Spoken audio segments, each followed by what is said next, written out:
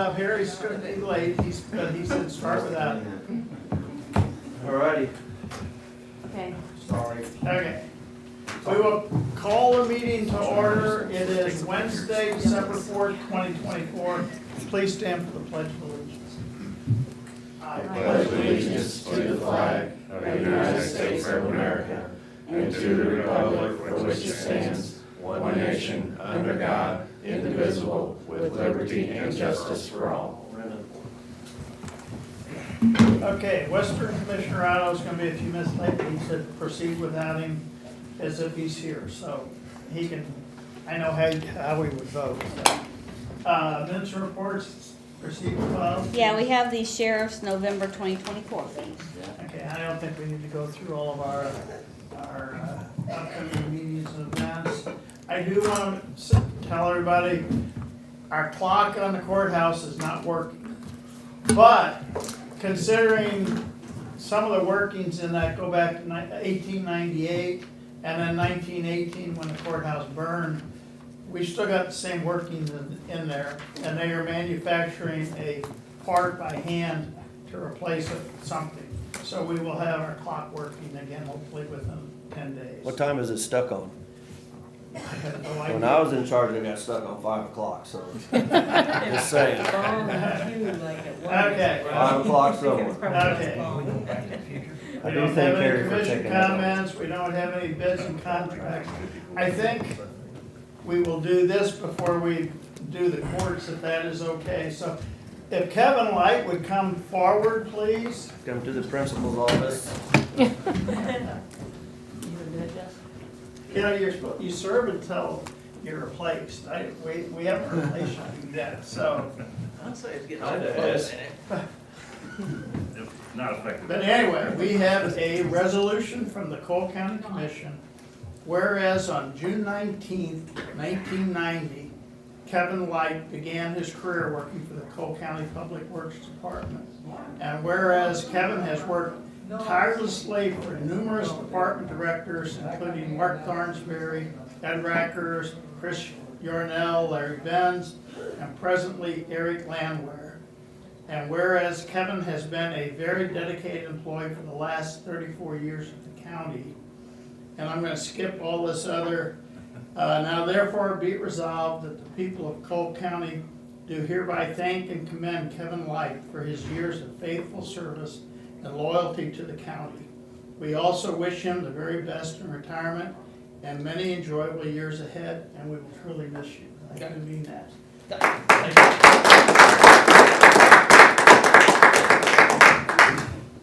We'll get there. You want in there? Yeah, we'll Yeah, get come on, there. come on. Nope. Come on. Matt? Bring her, yep, there, cuz. We are having a retirement party. I haven't worked with him that long. I'll send you the information. Yeah. Okay, ready? Yes. Which one do I look at?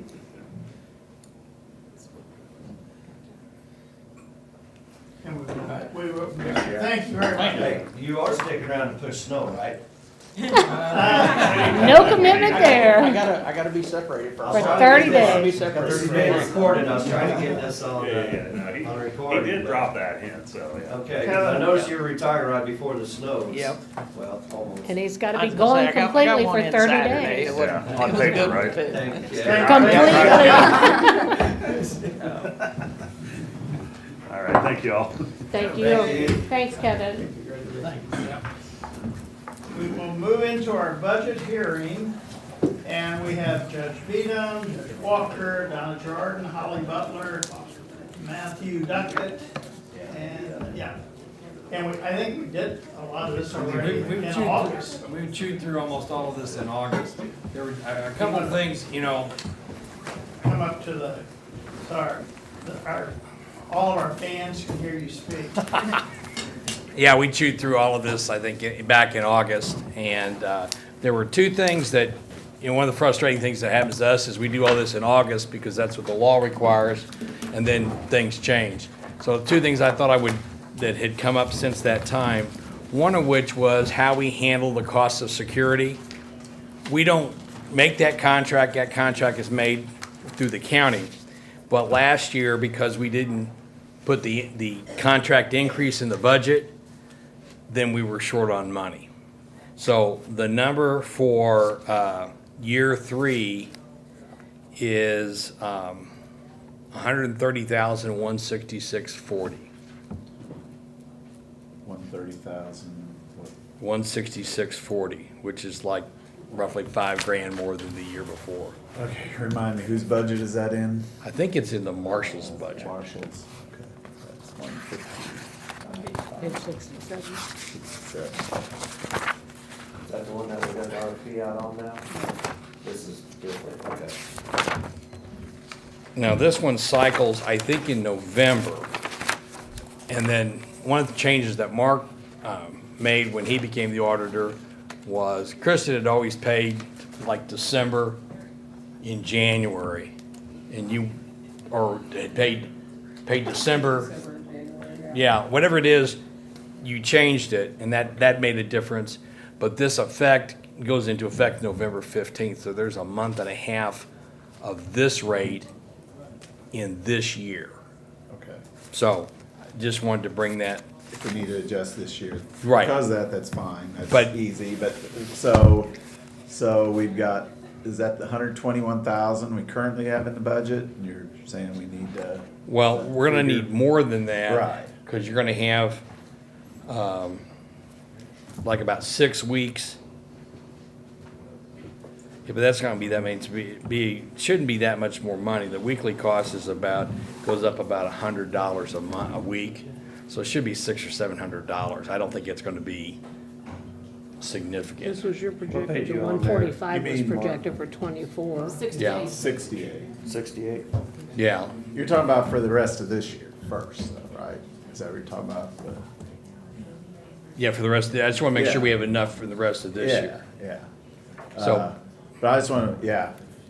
And again, though budgeted, well, we already got the amended budget up to 156 here. Let me pull up that. Here. Well, we amended it because that we had to catch up with the change that you made, Oh, okay. In okay, January. and the increase in the rate. Yep. So that kind of blew 24 out, but the 121 really needs to be 125, or excuse me, 130, Third, yeah. right. okay? Okay. To get us in the right place. Okay. How about 135, just to make it? All right. a So, little- but it'd be, like I said, there were several things that happened that, you know, like I said, the change in how you accounted for it, plus the change in the rate, which we don't do this contract, so we didn't know to do that, but I'm here this year to tell you that we do that part. The other thing, and I have no idea where it is in the budget, is that Brian tells me that Lumen, which is yet another name for Brightspeed, yet another name for CenturyLink, our friends in the telecommunications business, are gonna raise their rates. And I know that we have a couple $100 in there somewhere that we pay for. We have a separate internet line for the public Wi-Fi in the building. And he told me that Lumen told him it was gonna go to $500 a month. He was gonna work on other alternatives to that, but I kinda wanted to give everybody a heads up. Yeah, I think we're still working on the other alternatives, but, yeah.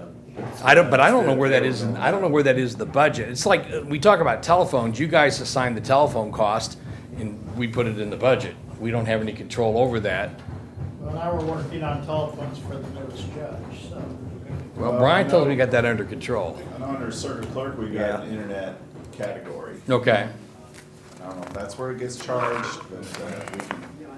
Well, it's never, Debbie's pretty Debbie goes through all those Lumen and Well, she Brightspeed had- bills. She kinda she would know more where they're at, but I can check somewhere, with her. and- somewhere it's gonna go up $300-400 a month if they can't get anything fixed. So that's the heads up. But I don't know where it goes to the budget because we don't control that. We don't choose the providers or anything else like that. The last thing is, as an update, right now we have 2 capital cases, death penalty cases. One is in the hands of Judge Jacobs from Boone County. The agreement is a Pulaski County jury. So if that case has to go, that's a lot of money. And we've talked about what it costs basically to fund those. And we don't have a ton of control over that because it's, it's a different judge, not of our county. And I don't know whether they're gonna go down there and try it.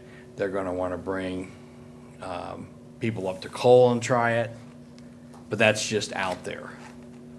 Now, those don't go that often, but we have traditionally not included that in the budget, but I've tried to keep everybody apprised of what that is. We So have if we a, do it in Pulaski, would you have to sequester the jury still? well, no, it is by change of venue, a Pulaski County case. So Pulaski County would run the show, they would just send us the bill. Okay. Yeah, we've had them come here for that too. Yeah, so that's just so that your head's up for that. The other case, the case is still here in Cole County. It sits on my docket. It'll get transferred to Judge Stumpy automatically on the first of the year. And I don't know where that case is going, whether that'll actually go anywhere or not. But that's the third thing that we try to keep you apprised of is what those look like. Again, they don't seem to go very often, but when they go, it will still require, even if it's a Cole County jury, it's still a sequestered jury. Okay. Because it's a capital case. Now, like I said, there's all kinds of negotiations that go on. Maybe they'll work it out to something that doesn't require a sequestered jury. I don't know what that's gonna Do we be. typically charge that all to this jury script line item? Well, We usually we- budget high for that. well, yeah, but we never budget these cases. We never Oh, have okay. budgeted these cases. Okay, we've always just come to the commission and just said, you need to know these things are out there. Those are two things that are out there that we've never put them in the budget, because if you were to put them in the budget, you probably have to put in $150,000 a case. And no one wants, so we've never put those in the budget. The 65 that you see in jury script is what we think it could cost when all jury trials go when they can. And so we've never used that max number there. So that's how we've traditionally handled that issue. So, We've always had the budget adjustment process. Yeah. For something that comes up. right, but that's, during like the I said, year, we've never so put these that's- giant trials in the budget. But like I said, you should be aware that those are out there. The rest of it, I think we all hammered out in August. I think that where we were on the county paid salaries that are in our budget was, we would stand with the COLA from the county. We thought we had everybody in a competitive range, and then we. Of course, what the commission finally decides on the exact COLA, that will be applied to Right. tiers. So I guess the only hitch we would run into is if you got in there and decided there was no COLA, then we would have a conflict. But I think that's generally been what's going on there, to do that part of it. And so that's where the numbers we put in look like that. We thought that was a fair way to do it. The commission to work with us over the last 2 to 3 years to get everybody in a competitive range. Other than that, the budget we provided for, it's gonna take another marshal. We provide, a lot of the capital technology expenses we're absorbing with this blip with Monsanto, and it's a blip because they changed their registered agent office. We've tried to handle that through the court system, sort of like we're doing when we were talking about the court reporting machines just yesterday. What are we reimbursed for Monsanto? Well, it's like any other civil case. I think you get $9. 7 or 9. It's, per case. I mean, you gotta remember that we probably And have, 80%, the Well- basic court fee, 80% goes to the state. right, we 20% get state. 20% of it. So it's not a whole lot of money. It helps us in the law library. And that's why we're using that money internally as opposed to where we would normally be with the commission and saying, here are the upgrade stuff that we're doing. We're keeping that internal to us. because we've got, that's not gonna last forever. But that's, allows us to do those parts of it. But yeah, it is, I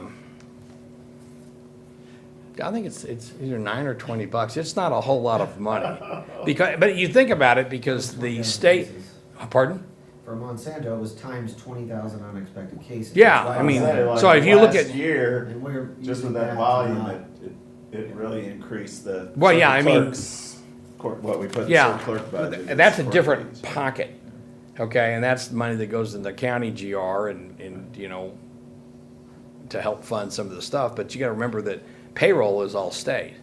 So there's probably, at this point, probably like $2.7 million in payroll for the $90,000 to $100,000 we send to the state, we get back that in payroll, in benefits. So, like I said, those are the things that were different than they were in August, when we hammered through all this, the rest of it we've gone through. I'll just throw some other stuff. I know you and I probably talked about this. We've got an additional judge coming in. We've got a backlog of cases.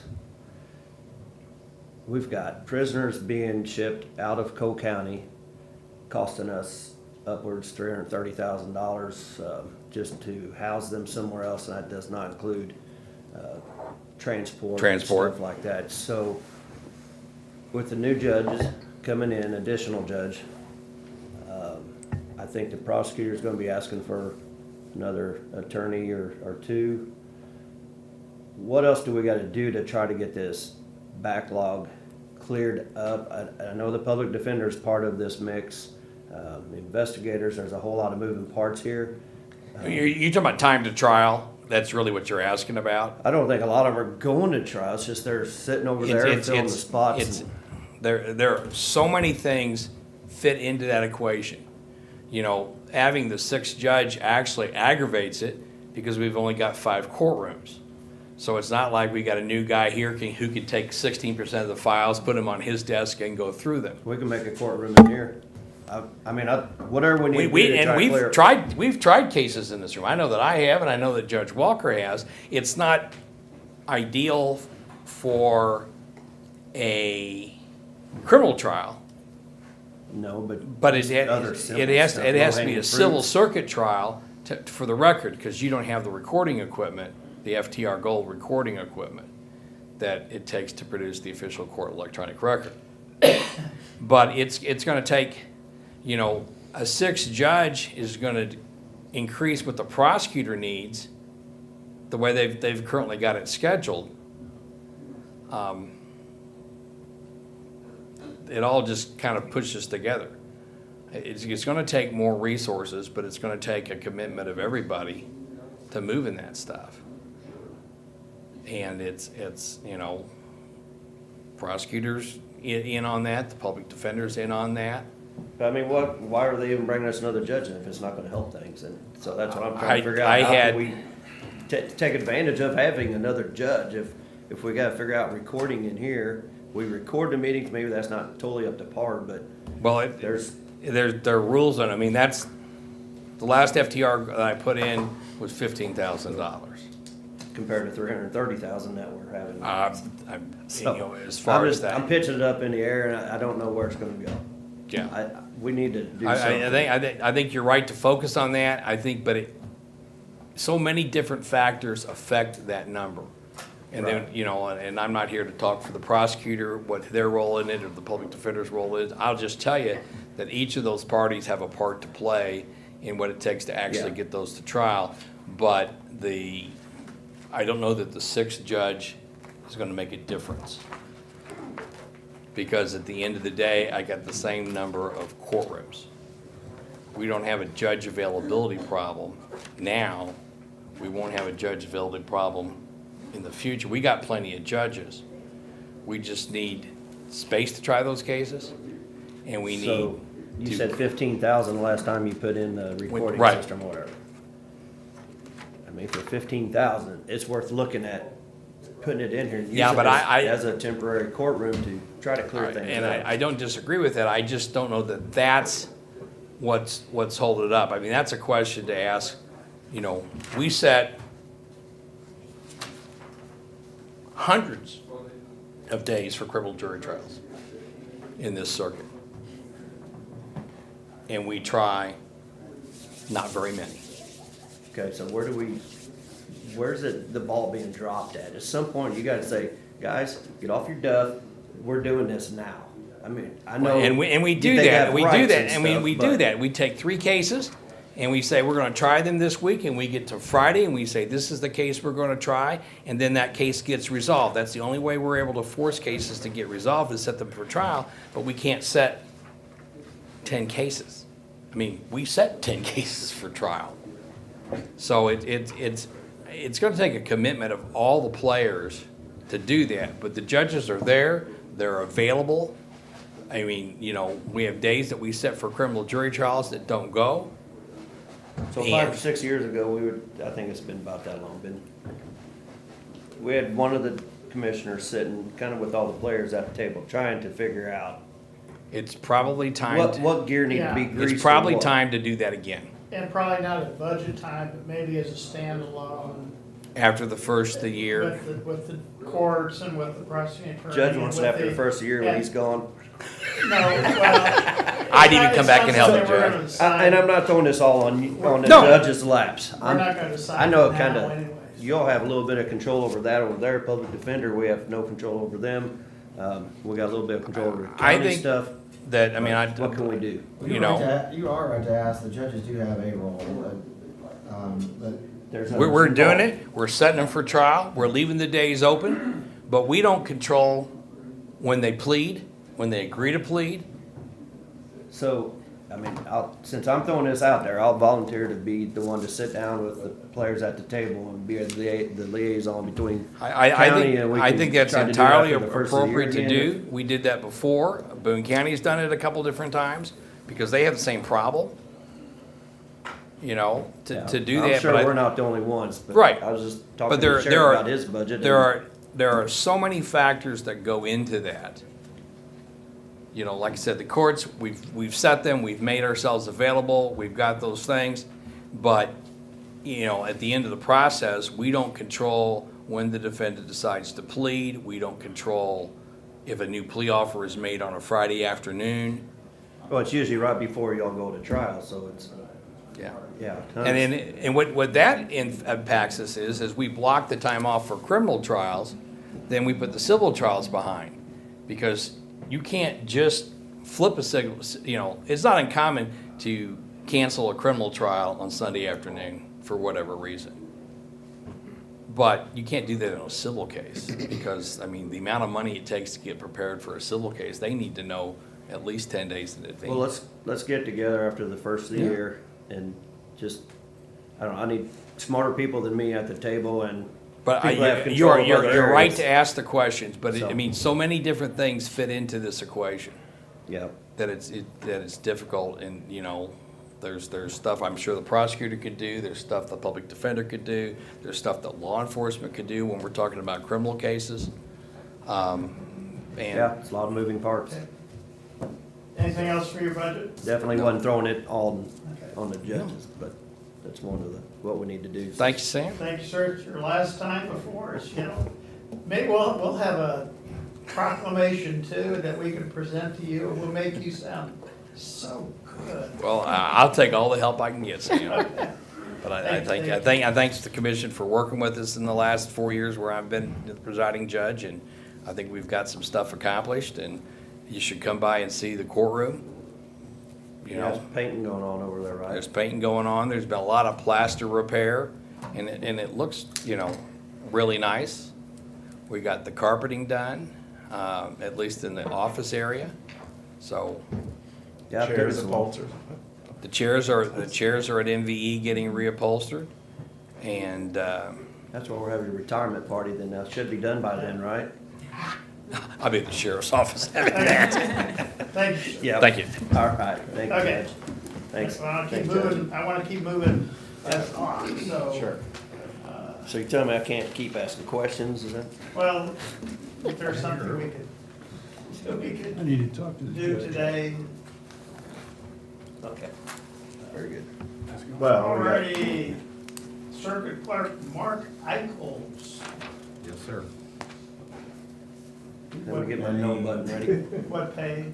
You know, anything to add? We- since 62. it's- Yeah, okay, Yeah, 62. Mark was Nope. up here for the, Nope, I'm good with Similar, everything. because we We hashed out your out in budget August. with all the court budgets back in August, and so, yeah, just anything to add or change, or, okay. Possibly internet, Judge Beadham mentioned about how, Brian indicated that internet, Brightspeed, Lumen, whatever, costs are gonna go up, and I think some of that goes into your budget, but I'm Little not bit, sure. yeah. You've got a line in your budget, but I'll check with Debbie. Brian and Debbie, Okay. see if we can increase that, so. Yeah, it's what, 2,800, something like Yeah. that? 2,500? Yeah, I was thinking it was about $200 a month. That's what I was thinking. 25. That's about right. Yeah, and Yeah. okay. Brian was talking about $500 a month. Oh, wow, okay. Other than that, no, the other thing I got is you all can't control, and that's new judge that didn't give me no money for clerks or equipment. So, it's all out of my budget somewhere. So, but that's not your all's. Otherwise, I'm good with mine.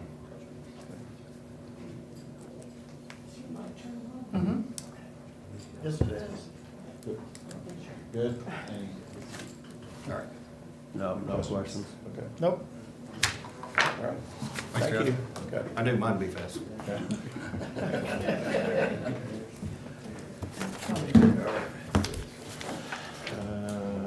So, Schedule. Now we're ahead again. yeah, we need. There you go. Doc? Page 77. And we had one vote where it was Jeff and myself opposed, so I voted for you because I knew how you would want to vote, so. No, no. Not really, okay. Well, the sheriff was running around. Yeah, we got a lot scheduled in 15 minutes. We don't want to start sheriff. It'll probably be like 15 minutes. We could talk about the commission's budget, at least Who? the commission's budget. Okay, Debbie probably want to be involved in that conversation, but No, just told me, She said she was good with everything. I don't think she'll be I here. mean, she's not gonna be here today. She's not gonna be here. No. today. Yeah, Okay, let's do, what we can. page are we on? 32? 32.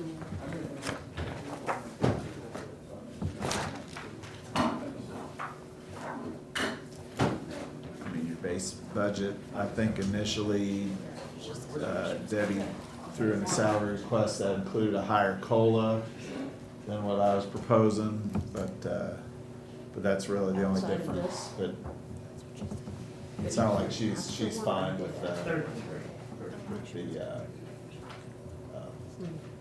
sorry, I don't have anything up on the screen for it, but just looking at page 33. The only difference is, like I said, I think her initial salary request had a higher COLA than what I was proposing, so that's really the only difference, but Yeah. Jessica said. I would Debbie's like good with it. to take care of our employees, because everybody else is asking for more money for their employees, and I think our employees do as much and more, so. That's just Well, I that's would my like to personal include- comment. I would like to include all my department then too, and everybody else, if you go that kind of route for the, I would call like the clerical bookkeeping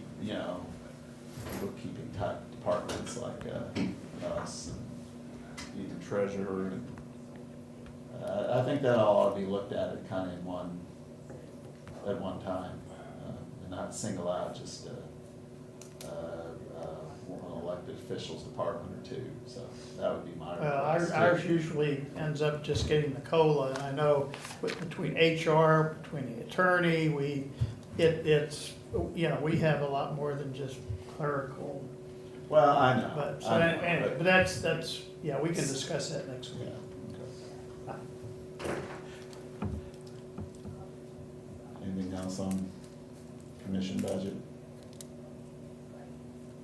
I would just observe that, maybe I caught the hint yesterday that the cell phone stipend might be a thing of the past in some areas. Maybe if it's in some areas, it needs to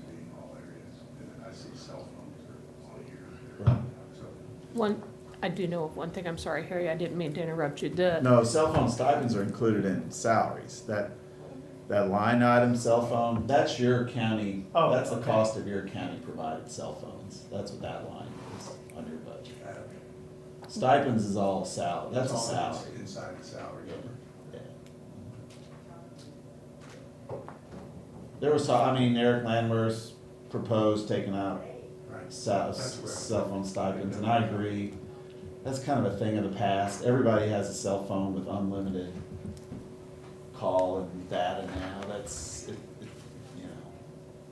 But we could add, you know, we can include that in their salaries, just put it in their salaries and stop calling it a stipend, cell phone stipend. the one thing I see on there, gentlemen, is that Debbie had asked for $950 on bonds and insurance, and Mark has it at $150. I think part of the ask on Debbie's was getting me under an E&O bond, which I've had prior to come to the county, and I'm not now at this time. And because of the ARPA funds and some of the stuff that will trail after Debbie's retirement, Right. she thought that that was appropriate, and I think that's part of what's reflected in that $950 ask. Oh, maybe I just missed that. I don't know that I forgot to ask her I about don't it, know but that I I think intentionally that's what took it is. that off. Yeah. And we can discuss that next week too. It's minimal. Yeah. Let's see,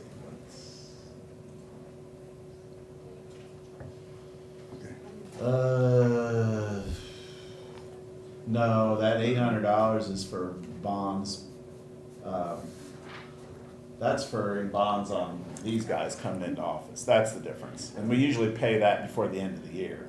Well, and I've We'll never pay been that this under a year. bond with Yeah. the county, and I was prior to here, and that's what we were discussing because of the ARPA Okay. funds and So some of that that. must be so, something yeah. different, but Yeah. what was in the initial ask was the 4-year bond for the 2 associate commissioners taking office, but we always try and get that done before the end of the Okay. year. So I didn't put that in the 2025 budget. because Okay. We'll get that paid Okay. before the end of the year. That's the difference between the 950 and the 150. Your deal is just something additional that was not in the, no, finance direct bond, is that it? It may, $100? See that? Is that what she was talking, is that what you're talking about, maybe? well, I think the numbers had been submitted in August prior to, because I'm already under a notary bond. But the Okay. E&O bond would be different, and we talked about that after the budget was submitted, I think. Okay. So Okay, I may be wrong, but I think that that is still on the table, on radar maybe, but we'll get more information before next week. okay, all right. All right.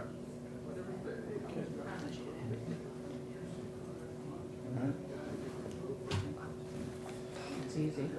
Anything else?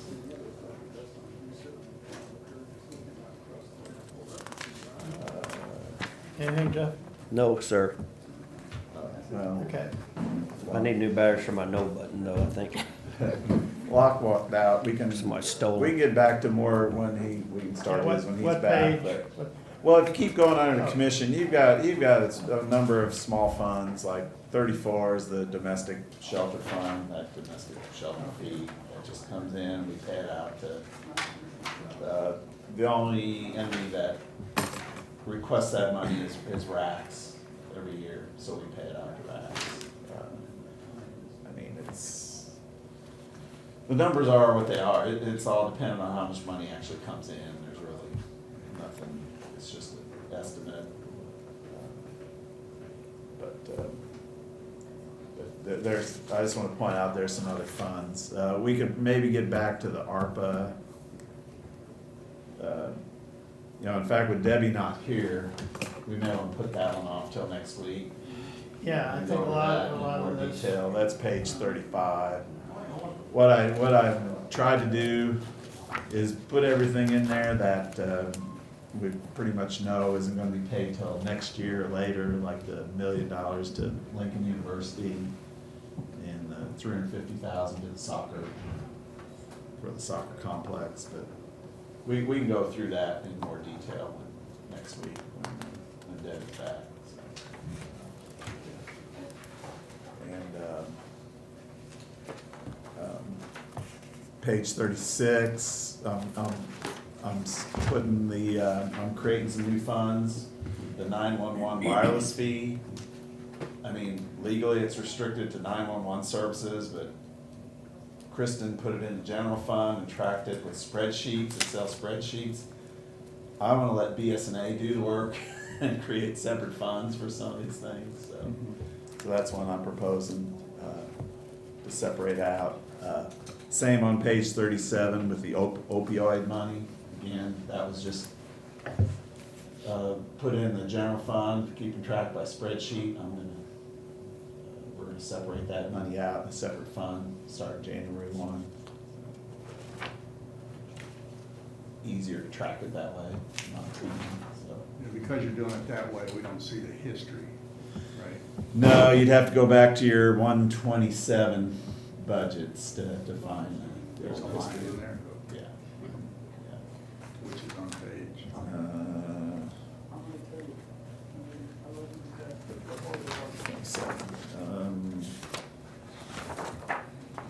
Page 44, 45.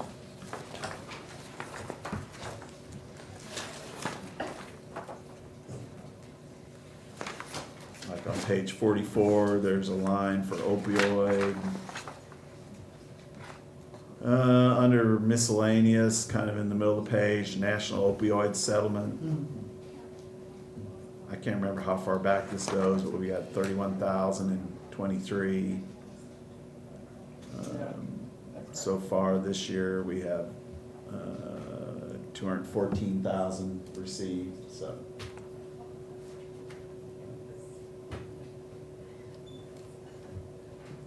So on the separate budget on page 37, I'm estimating how much to carry forward, 250,000.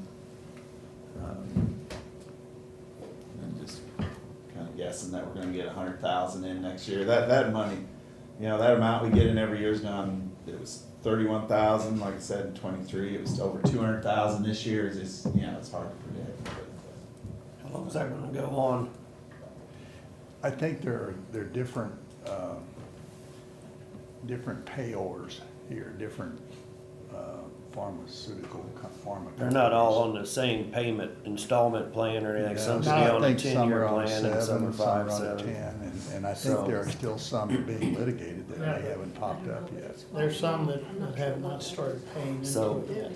I keep calling these one-time monies. They're kind of one-time monies over 10 years, 7 years, 5 years. Well, they're 10 times money, if it's 10 years. Yeah, so But it's one money 10 years and then it stops. I know there's some stuff being asked for in the budget for it, and that's why I keep saying that it needs to be one-time expenditures, so.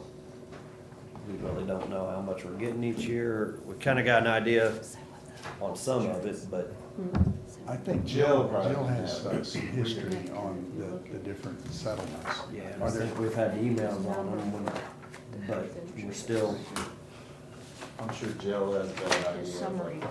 Gives a better idea of what we should be able to expect. I think my in the my next thing 10 on it years. is it's just it's a 10-time money or whatever, so. Right. There's certain stuff that I will or won't spend it on. It'll be one-time things. And we can I go don't over wanna- these I in just more don't want to detail. sit in our account and draw interest and we don't spend it. We can go over these in a little more detail next week. Yeah. as we go Right. Yeah. Line by line, item by item, but yeah, just wanted to, those are all, but like I said, those are all thrown in, part of the commission budget, overall budget, adding those extra funds, so. Okay, anything else on commission? Good, okay. grab us some water. Okay. Our, Our take a minute. prosecuting attorney, Locke Thompson, come on up, Okay. so that all of our fans can hear you. That's all right. We get fan mail too. I get plenty of fan mail. It usually comes from the Department of Corrections. You need help answering some of those? I usually don't.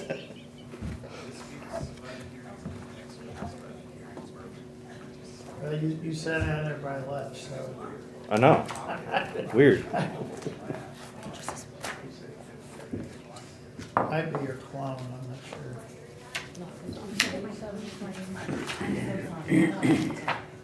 I'll be brief this year.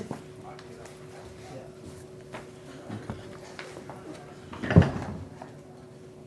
thought Harry was right behind me. Yeah, I thought it I was. think he What had- page, Oh, yeah. And mine's currently buried under a tarp somewhere upstairs. Can I maybe peg here? Yeah. for a second? Oh, thank you, Sheila. 78.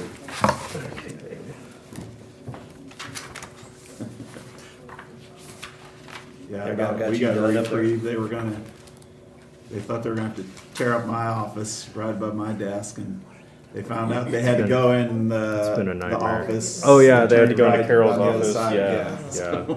So she's got like a closet to Narnia in her office right now. Turns out it just goes into the wall.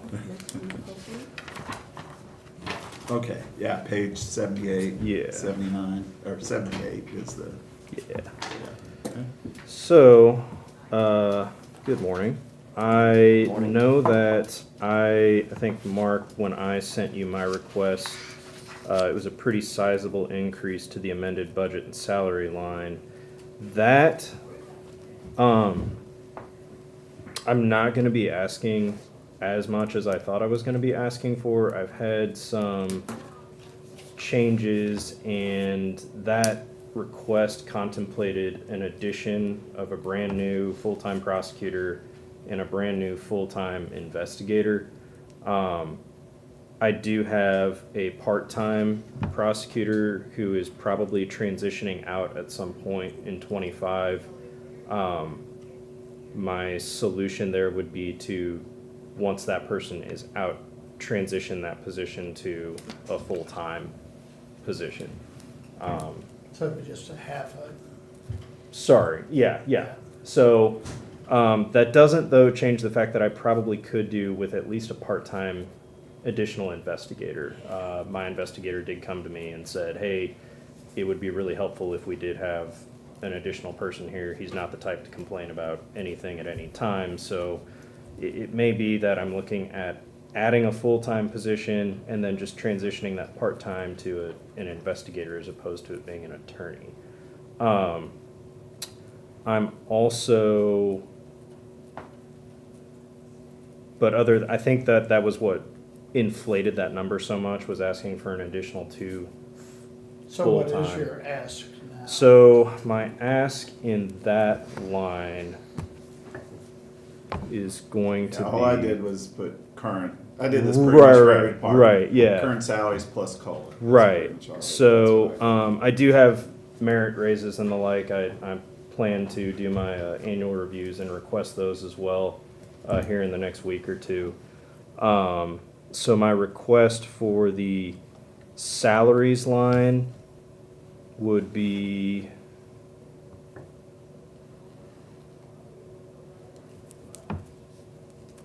if I want to include the new full-time position in that, it would be approximately 170, as opposed to, I think, the 270 it was that I had initially requested.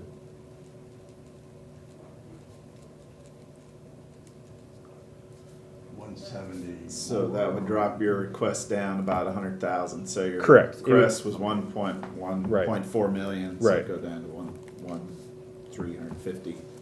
Yeah. 1,350,000.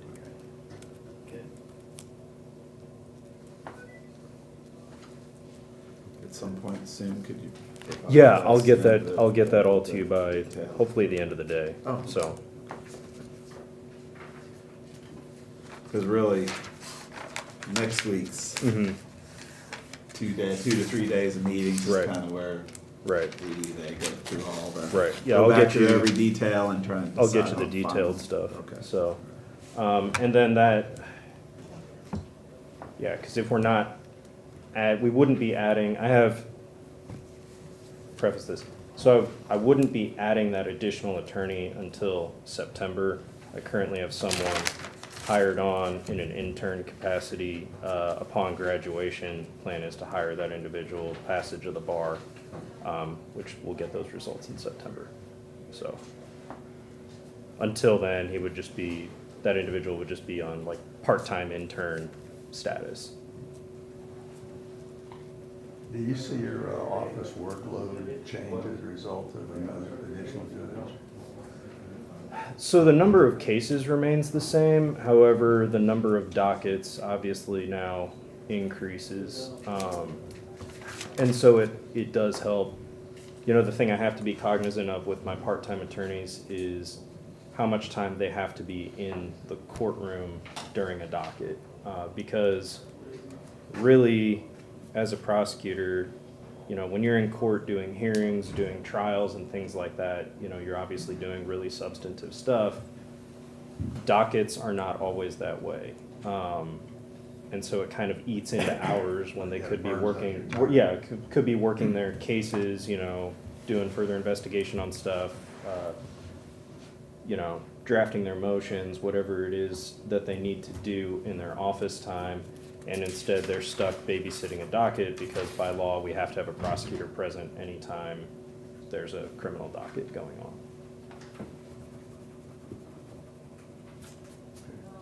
So, and I don't know exactly yet what that new schedule for the judges is gonna look like. I don't think anyone does.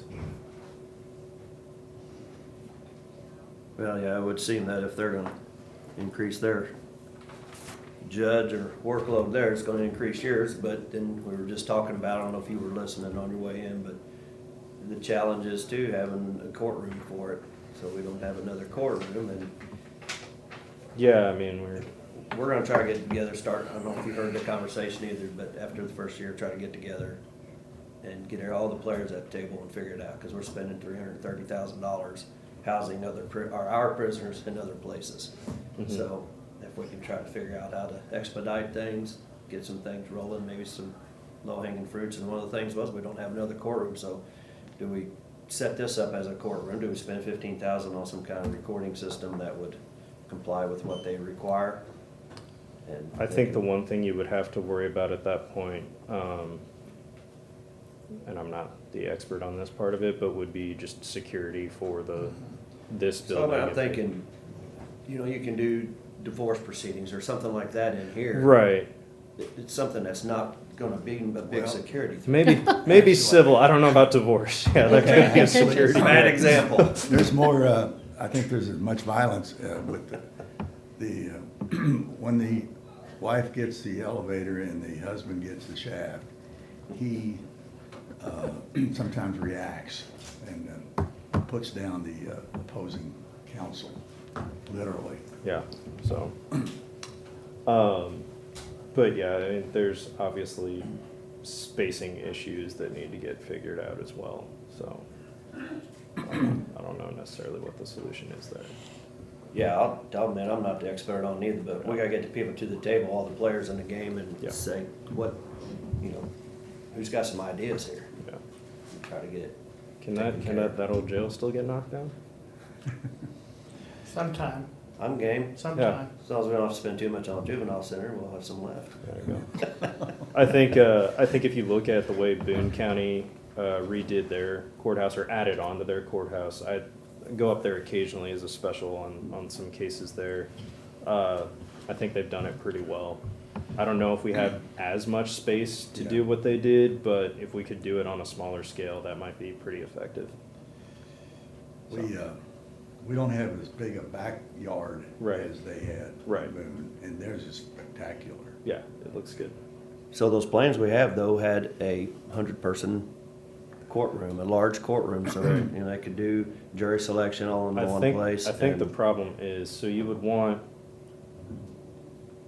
ideally, each circuit courtroom would be able to have its own jury going on, so you're not playing musical courtrooms. So you would probably want something that would hold 3 or 4 courtrooms of that size roughly. So, Yeah, As the biggest problem is you schedule this stuff and then it goes right up to the trial date and then they make a deal. So everything's Can happen. booked and I'm thinking, just double book it and, you know. oh, we more than double book it. We'll Triple? set Quadruple? trials like 30 deep, So, Wow. so.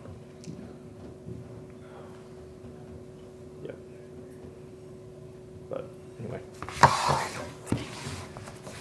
Anything other else? questions? I think most, your other, Uh, other than salaries, everything else pretty much falls into. Yeah, last I year's, know that, numbers. yeah, I guess the Or one. This year's numbers. Yeah, you mentioned capital improvement project Oh, stuff. yeah, that goes in the, So, yeah, yeah, you asked for, Well, remind me again what you were. I think I can't was remember. just ballparking it at 50. I know for sure we need to replace the guest seating, like chairs throughout the office. I can find your, let's see. And then new like office chairs for everyone. I've been sitting in some of them since we've been playing musical offices and my back hurts now. So probably need to get that. And then some of the furniture might be getting a little beat up upstairs right now. Not intentionally, obviously, but could probably do with like a new conference table, that sort of thing. So if that, There's a line item in our Okay. capital improvement gotcha. sales tax Perfect. budget for like office furniture. Gotcha, office gotcha, furniture and gotcha. Supplies, yeah. So, So I alright. put your 50,000 and another 20,000 I got from, can't remember where. Okay. In that line item. And I'll So- try to, once everything is done upstairs and I can assess everything, I might come back with Well, and something when we else, move but- out, Right, Treasure just got out right, yesterday. okay. Uh, You guys have Working with Wi-Fi yet? Greg Camp, he said he could probably move most of our stuff out next week. Okay. So maybe by the end of next week, or certainly before. have a little more Certainly before space. Christmas, we'll be out Okay. there. Yeah, So. All right, well, anything else from me right now? I don't think so. Okay, Probably next week, whatever. yeah, Maybe we can I'll get that to you. schedule a day with one of your budget hearings days. Yeah. Kind of let Hawk know what day or time you go over his budget, in more detail with salaries and stuff, so, yeah. Yeah, when we get the red pens out, he can be here and We'll let you know. get his green one out, or the highlighter or eraser. And also, Just add you've got zeros. There you go. Commas. Yeah, to throw into, you've got your other small funds, the training fund, Yeah. your tax collection fund, and your admin handling fund. Right. That's all, those are the next few pages, but that's all kind of just same every up year. to your discretion. Yeah, Right. yeah, up So. to your discretion. We estimate as best we can how much money's coming into that. Right. It's just budget pretty much the whole lump sum for Yeah. that, so, for your discretion, so, okay. All right, very good. Gonna move on to Ready child for- support? Yes, Sarah, what okay. page?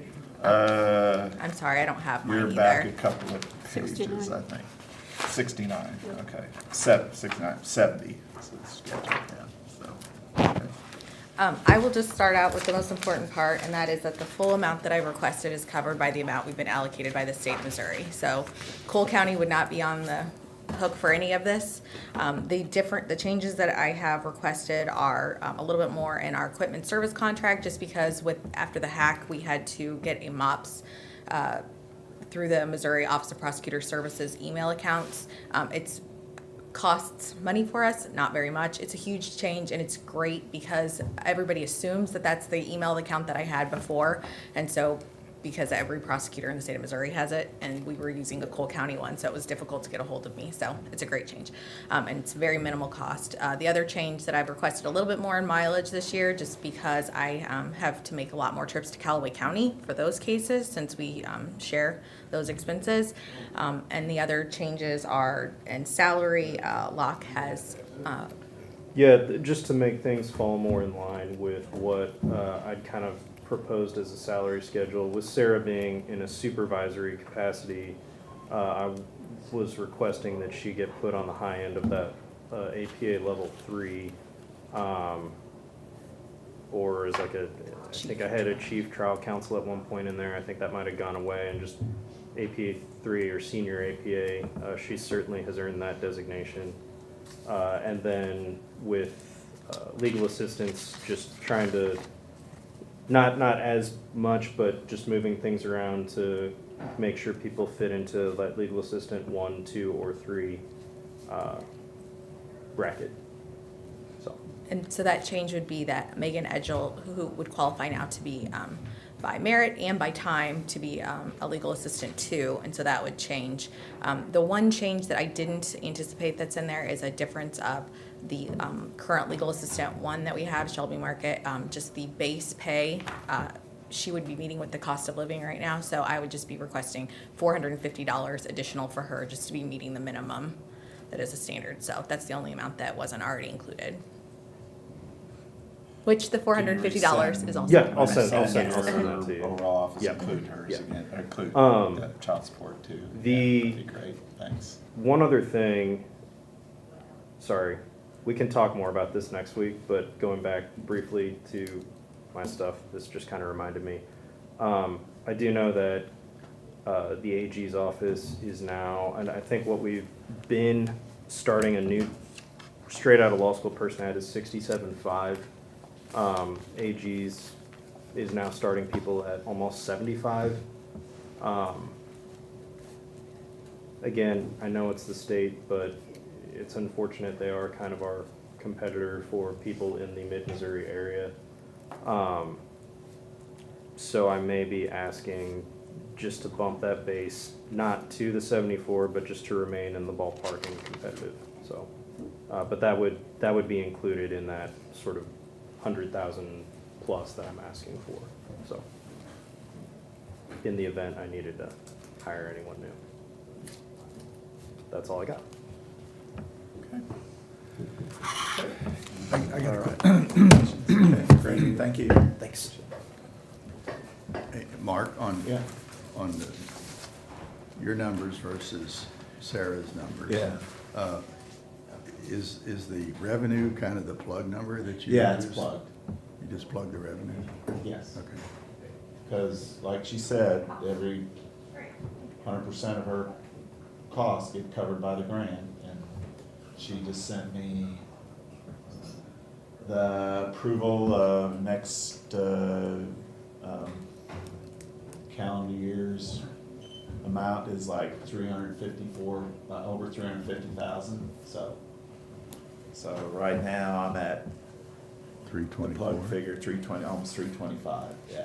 Yeah, So, but, and you use 325 to balance against the expenses? yes, right. Okay, So if you approve more, right. like their salary increases that they were talking about, because all I got in here is COLAs, Right. so far. Her expense You can go up number, to another about 30,000 additional expenses for their office, and it'll still be covered by, yeah, by the and grant. she's having you go 20,000 more than your number, but there's still, I mean, her number is 345 and yours is 326. Or Right. 325. Right, because she had, It's really look the at the same. salary Yeah, line it's a item. salary line. Her request is about 20, their request is almost 20,000 more than just what I put in for just the COLAs and I mean, it's the kind of existing circular. salaries plus COLAs. It's a bit of a circular argument here in a way, because if we say, no, you, you can't spend that much money, so then the state doesn't send us that much money. Yeah, they only, state will approved up to like 350,000 total for the year, but they will only, but Sarah has to send in monthly I got it. requests of actual expenses, so we will only get reimbursed for actual expenses. We won't get extra money. We won't make a profit off of it. I know, But we it's won't make a covering the profit, promotions or but the tighter we squeeze this office, the more money the state makes, or keeps. All Oh, the key, yeah. Yeah. Right, true. right. Okay.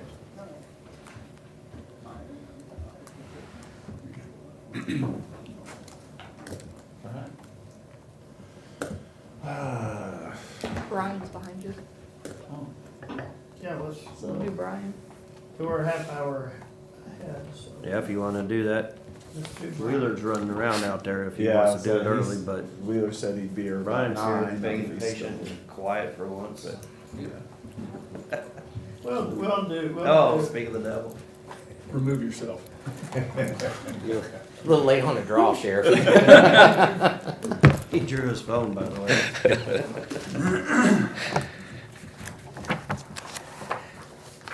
Good.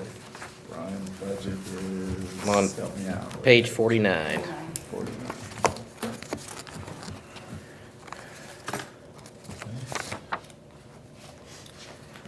I don't have that page. Just kidding. You got the floor. Brian already saved me this morning. So anyway, pretty much what we've been seeing over the past year and a couple of years is increases in our service contracts. So what we're seeing is a dramatic increase in cost when it comes to our managed services contract and also our data communications. So some examples of that, we're going to see a 30% increase in our managed services contract for 2025 if it's approved. We're seeing almost 150% increase in internet costs when it comes to our Lumen connections. We've seen increased costs due to adding additional locations. So all of those have really inflated my budget, and very little of that has to do with any salary increases. More and more what we're seeing is subscription services to different software, to different hosted applications. So those are our recurring costs. So we have some, there's engineering, the health department has engineering, the environmental engineering software that's coming out of my budget. It increased. I've already talked to you about our managed services. We actually had a cost savings on our phone system maintenance. It went down dramatically since we had to change from Lumen to CPI Telecom. So that was a good thing. So the only thing I can really say is the more subscriptions we do, which is how the industry is going, is the more recurring costs we're going to have. So you'll take away, those are more of an operational expense than a capital expense. So whenever we're going through and looking at our, where our money's coming out of, especially over the next couple of years, we've replaced quite a bit of hardware, computer hardware already. And so what you should see is the bulk of that coming out of these recurring expenses that I just talked about. The recorder software comes out of there. The collector software maintenance comes out of there. There's lots of things. The thing I think you and I need to discuss is go back and look at our internet. I'm not quite sure.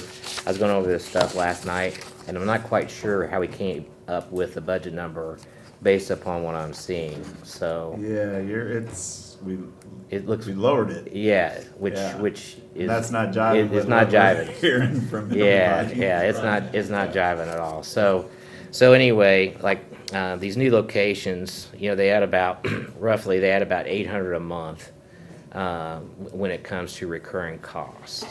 So anyway, the more that we expand, the more expenses that are there. But for the most part, when it comes to like the data, my plan is to go through and rebid that through a different carrier to bring those costs back down. And I think I can get that done for 2025. But right now, it's looking like each time one of those Lumen contracts expire, it goes from $200 a month to roughly $800 a month. So they have came back and they did lower it some, but it's still way more than what we were spending. So For example, what's it gonna cost for our new office? So it costs right at 800 or 900 a month, yeah. Mhm. Oh, I thought you were able to get that down a little. No, I think that's wishful thinking, but, Oh, yeah. I couldn't remember. Yeah, no. So there's all kinds of different ways to connect offices and stuff like that. But what you have to look at is, at the end of the day, what's your service level agreement and what's that gonna provide you? So like, for instance, we don't have an analog phone line cost over there, except for the fax. I didn't realize that the treasurer office, they have a fax line? Do they? No, They don't? They did. Okay, but they don't now? We canceled, yeah. Okay. yeah. All right, so anyway, so we don't add phone lines because we use our hosted, our in-house hosted phone system to provide that phone service. So anyway, and then the only thing Mark and I kind of thought, I didn't know what direction the salary things were gonna go, their discussions were gonna go, but I didn't know if there was gonna be a pool, that we'd be able to pull from this year or not. So I'd thrown in a number, basically another $1 an hour for one of my employees. But Mark took that back out, and he did that for everybody, so I would like to revisit that. But it all depends on where you land as far as like COLAs and stuff like that, so. But other than that, I really don't have anything else unless you have questions for me. I'll point out, this is like operating budget. Mm-hmm.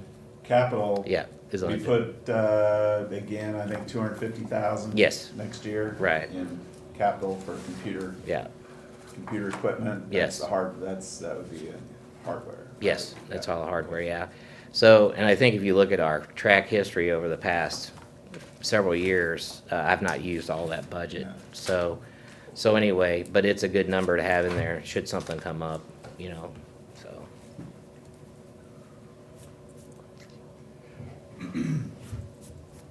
If someone were to ask just the view from 50,000 feet, what's it cost the county to have an IT at the level that we did? And the budget says for 24, it costs $757,000.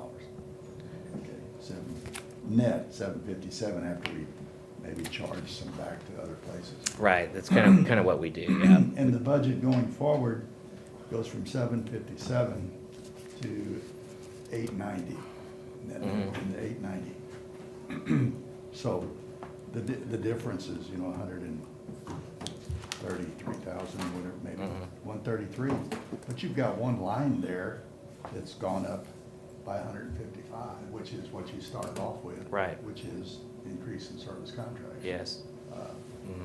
You could trim all your costs that you could trim. You can't trim that one. I mean, you gotta have it. Yeah, so what I do is I go through and I evaluate different vendors' offerings for those same services. Right. So we can do apples to apples comparison. So what I did was I went through and I evaluated that current offering for 2025 for managed services. And I took a module out of it because when you go through and you look at our managed services offering, it's like all encompassing. It has multiple modules within that monthly spend. Got all the bells and whistles. Yeah, it's very comprehensive. And so what I did was I stripped out a part of that, and then I had a vendor bid that competitively, and I had them go back to the well and reevaluate their number again, and they still came in at almost 40% for that one module as what we're spending for with our current vendor. So I think that, bang for the buck, I think that we're in a real good shape, but it still costs a lot of money. And the reason why we spend so much money on that is because of the different threats that are out there. So there's thousands of threats that are thwarted through the different software packages that we have in place. We have roughly 500 workstations and servers out there that we're constantly monitoring. We have over 50 or 60 network devices that are being updated and monitored and being monitored. So all that comes at a price. So that's why every time we add a location or something else like that, our costs just keep expanding, because you can break that number down just for the managed services component to about $450 a user annually. So every time we add an employee or something like that, just for that part of it, we're looking, and that's without the phones or anything, or any workstations or stuff like that. I'm talking about just the recurring amount. It's roughly $453 a user a year. So I mean, by the same token, the requirements that are being placed upon IT services are expanding more and more every day. And so I think we're spending the appropriate amount of money for what we're currently getting when it comes to, you know, those types of services, so. Gary, I just noticed something. I found out BSNA isn't real good at projecting. Sometimes the projecting column. So look at up at the top at revenues, this cybersecurity grant. We got 180,000 this year. I got it in the actual activity through 9/30. I didn't get that moved to projected. So actually for 2024, you can take that, or there's 180,000 to offset that this year's expense. cost. So if you were looking down at the net at the bottom, you could take 180,000 off that 756 is closer to be the net cost for 2024. And while we're on that, I think what I would like to do, if you feel pretty sure about getting that again next year, is that gonna be, as far as you know, will As far that as be I- available? As far as I know. Same that- amount, it's been that amount for at least 2 years? Well, so when I went through and and worked on the application with our previous EMA director, I think that amount looked like to me it was gonna come in about 140, Okay. not 180, yeah. Okay. Yeah. So maybe, you know, most of the time, these one-time grants, So. we don't always put them It in the is gonna be budget right 180 this away. year at the end of, when we close the books this year, it'll be 180. Yes. Okay. Yeah. So I'm thinking, Okay. we tend to wait on these one-time grants and just do a budget, a court-ordered budget adjustment. Right. I think in this case, if we feel pretty good about this, I would like to Put it I would in like the to just budget. go ahead and put it in the budget right now. 140,000 to be conservative? Yeah. Okay. All right. You guys okay with that? Yeah. So what happens if you put it in the budget, we don't get the grant? You just, we don't have to do anything. But if we get the grant, then we have to do a court order, and Right. it's just more work. Yeah, It's a great idea. yeah, I like it. okay. Made you happy. You need See, a made you happy with that part? you need a yes button too. I I tried, do have the yes button. It got broken. I tried the yes button. He tricked me that one time. The buttons are dead on it too. All right, very good. Anyway, that's really all I have for this budget. So where's we were talking about a while ago with the judges, where their bills at on their, phones and these, because that lumen was going up and stuff. Does that run through you or is that in their budget? So Debbie's probably the best person to talk to you about Yeah, that. we said that a while ago too, but I Yeah. wanted to make you feel good. She goes through and she charges the departments back to my knowledge. I mean, So that's what you she pay does. for it, then they get Yes, billed for it? Yeah. Okay. So it is in the court's budget then, it sounds like, Mark, right? I think, yeah. yeah. Okay. Well, that's why I told Judge Beadham, because their cost just went from 200 to 700 a month. Yeah, I think he said 500, but I think it was more like 700. So anyway, so it's a priority of mine, right, to get that brought back down. So we'll see what I can do. Thank you. Okay. Did a good job. If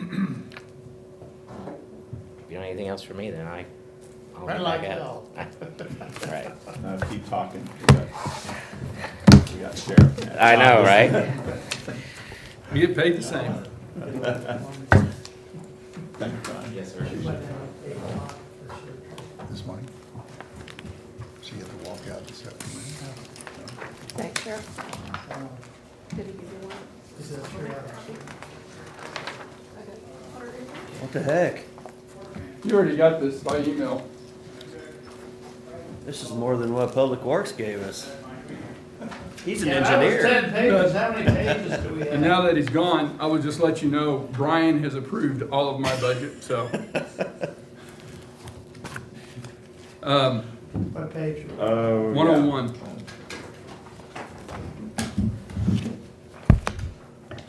One wallpaper, please.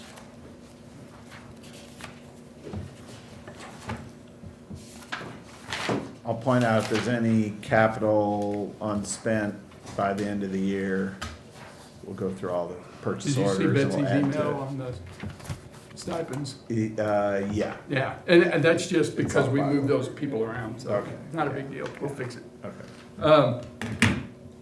So the main thing I misspoke on there, I'm asking for 2 positions. I'm asking for a classification deputy, and now the classification deputy is to assist with the new circuit that we have. With the new judge, clerk, and the bailiff, I was gonna get 2 more jailers, to help move prisoners. But after speaking with Judge Green, he's thinking that I won't need 2, but, so I came up with getting 1 that would be able to classify the individuals coming in and out of my facility. And also, they'd be able to keep a closer eye on those that we house out. As you know, we're housing out at Montauk, Pulaski, Callaway, and I don't know if we still have people at Osage or not, but, so we're housing out quite a bit. So they would assist in that position. The other position I want to get is a community services sergeant. Community services sergeant, I would simply pull the sergeant we have in the school right now out and replace him with an SRO. Then that sergeant would have, he would be in charge of the SROs like he is right now, but he'd also have the additional of the neighborhood watch programs. He would also take care of RAD. He would also, there's a multitude of things he would do. He also programs our radios, which saves us quite a bit of money. He does some of the repairs to our vehicles as well as the installs, small installs. So there's a lot that he does, but he's limited on what he can do because he's stuck in the school. So what I'd like to do is pull that position out. Now, you'll see, if you remember the email I sent you, the classification position is a deputy position.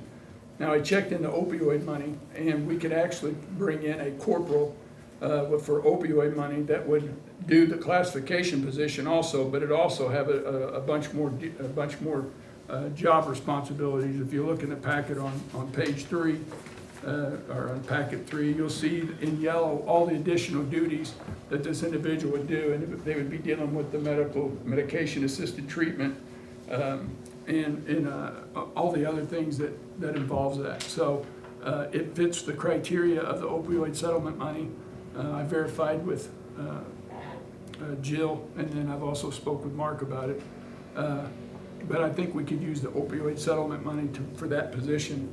So in essence, I would only have to pay for the one, the sergeant position for community services. I'd be happy to answer any questions you've got. Really, that's about it. The budget, or what he's presented is good. There's some tweaks that we gotta do, but there always is.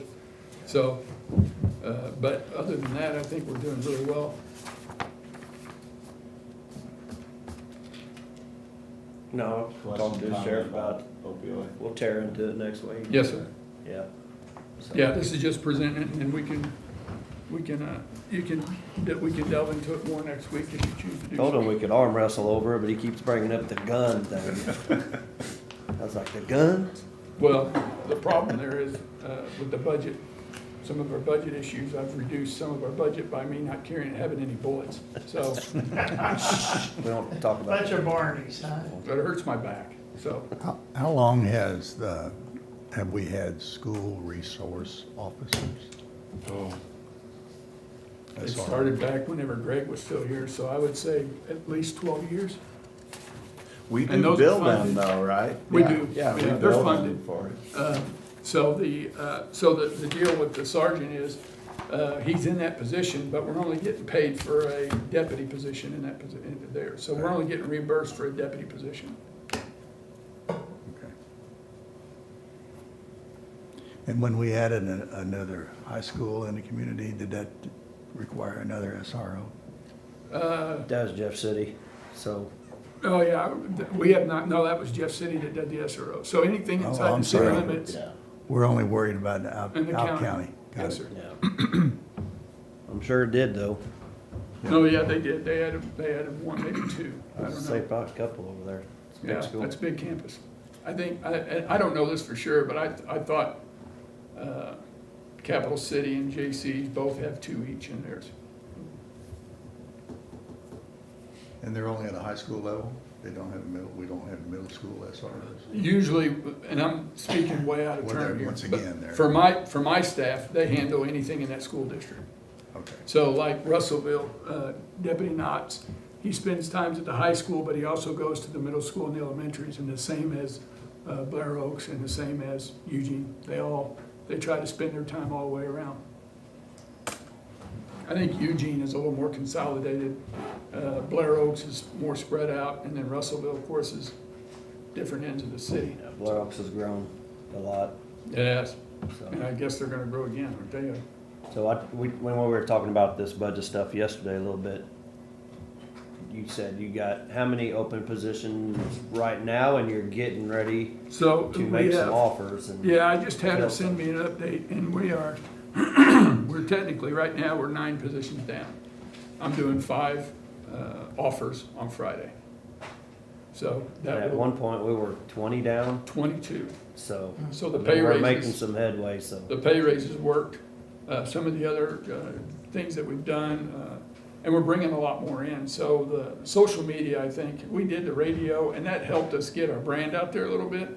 But I really think the social media presence is really what's bringing us in there. It's bringing some ridicule too. There's some, haters are gonna be haters, but we do have some people that are coming in because they see it on the social media, so.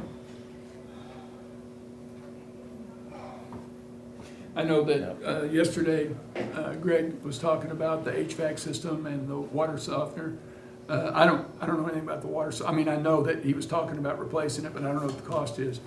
I would just caution before we do too many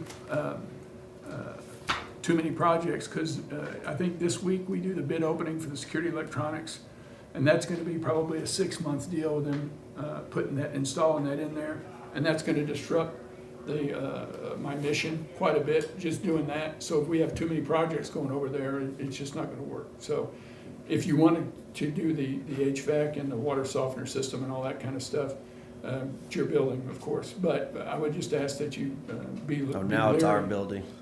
Now it's hard, Bill. Well, you brought it up yesterday, so. I know, yeah. So, but I'll Update that slip with in my myself. building every now and then, but I know it's your building, but just take into consideration that we're operating 24/7 out of that facility. And it is a secure facility, so we just can't let people run amok. You can't get the criminals to like clock out at a certain time. Well, I put an email out and a press release telling people to behave over Thanksgiving so that nobody would break the law, so my guys would get a break. That did not happen. It didn't even last 30 minutes, so. He tried. But that's all I have, unless you guys, any of you have any questions. What's the recap of the data room now that it's, Data room's done. I think there's one last payment. I was gonna wait and talk to Debbie about that. I think there's one last payment, and that's, like $5,000 left on it, but it's done. So, we've already got the racks are installed, and now comes the process of moving the servers down there. And we wanted to get that server room done, so now whenever we bring in whatever vendor has the security electronics, they have the server room to be able to set their racks up and start. Because if not, we would have to try to use the current server room, which is packed, to put in the new system, as well as running the old system until the new system's up and running. So we put that new one in there, and it's a great system. I think Brian has a great idea about bringing some of the county servers over there. It's a very secure place, so you wouldn't have to worry about anything happening to it while it's over in my facility. I mean, not only security see, wise, but now it's my also. facility. But it's hard. I said I'll slip it in there every now and then. But it'll be very secure because of where it's located. Could you refresh, what are you bidding out here coming up? What- The security electronics package, so the system that opens and closes the doors in the jail, the security system all the way around, the cameras is part of it. So in our. Is that in the budget, or is that? It was last year, we did the RFP, I think it was the beginning of the year, we did the RFP, we started working on the RFP. Okay. So it's in your capital budget? No, I'm this- sorry, it was, From this year? No. no, I think it was added towards like March or something, I think is when you guys went ahead and approved me to change the security system. So it's wasn't in the budget. Okay. It was How coming much? out of contingency. About how much? Is it? Well, we'll know whenever Okay. I think about 1.2, but, Okay. and I don't know, I don't know if that's true or not, so I'm hoping. Because in reality, that'll need to be added to 2025 budget, because nothing will be spent. I mean, we encumbered the money, but, you know, we're cash basis budgeting, so we'll have to and I didn't roll put- that forward into next year's budget. too, Right. so. I didn't put anything in the budget because I don't know how much it's gonna come out. But Okay. is it this week that we open? It's Thursday. Thursday, we do open bid, so it should give us a number. Okay, And so again, that's something we can tweak. okay.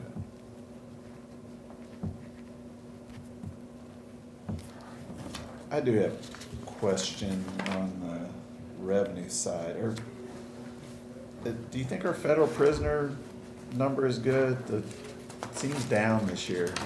Yeah, it was down this year a little bit, but it's already starting to come up. We had Coming back. and part of the reason was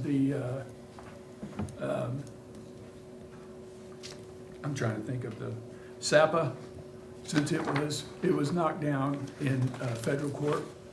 So now they're able to start moving more cases, I guess, the way the feds explained it to me. So ever since they said that, our federal numbers have came up. So I think it's light, probably, but I'm willing to leave it where it's at for right now. So I'm hoping to see a big increase in our federal numbers.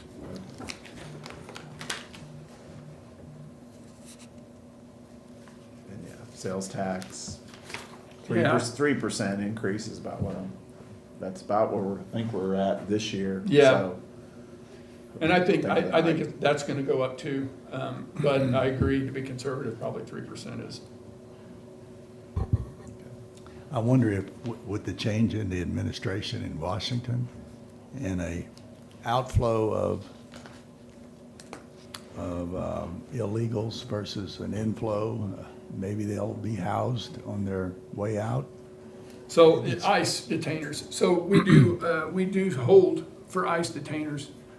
We don't have a contract with ICE, but we do, if someone comes in and they get a detainer on them, we will hold them. I mean, it's a federal warrant, so we will hold them. We don't get anything for that. Now, if we had a contract with them, and we could, but right now, we're tying up 40 beds, and we could get more money if we try to do ICE and do 20. But the problem there is, they're a lot more restrictive on the contract with them. Tim Harlan, my jail division commander, he had ICE contract down there, and he said, we're doing good with federals. And then, like I said, if we get 20, I'm housing 29 out right now. I think it's 29, but I'm housing 29 out. So if I brought in any more, then that would be pushing up more, that'd be going out. Now, granted, it'd be a lot of money that we're bringing in, but you also have to think that whenever we transport federal inmates or ICE inmates, federal inmates, it's gotta be gun toters. It has to be deputies. It can't be jailers. So like right now, we're sitting on 2 inmates up at Mizzou. So that's 4 people that's tied up there, 24/7. So if, and some of those, I think all of them are jailers.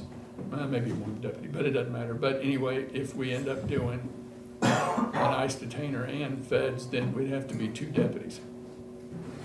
So it brings some issues in. I'm not opposed to looking at it. I can bring it up to Tim again and ask him what his opinion is on that. It also comes to, we'd have to get some people that are bilingual to assist us. So there's a lot more to it than, the feds are not easy. I mean, we have to get an inspection from them. I want to say it's twice a year we get inspected by them. Maybe it's more. But they come in and do an inspection, and they look at our policies, and they look at the facility itself. It has to meet certain criteria. We do meet all that criteria for ICE, but like I said, there's a lot to it. So I don't know if it would be worth it. But we'll wait and see what the actual numbers are. Right. And that might be something we wanna look at, but Well, and the other issue is, I think you're gonna see some more grants coming down, federal grants coming down, from what I was told, with the new administration coming in there. There's always, if you think of it as a pendulum, and the money either goes to fire and EMS or it comes to law enforcement. For the last 4 years, that pendulum has been stationary. There's not a lot of grant money out there that they offer. And they're thinking with the new administration, we should see a lot more grant money coming down. Now, it depends on what the grants are for. There are some out there now that I can't apply for because I just don't fit the criteria. But there are some, and of course, we'll look at them and apply for everything we can. So I'm hoping that we get some grant money, not only for us, but for, you know, for EMS too, and for fire districts, so.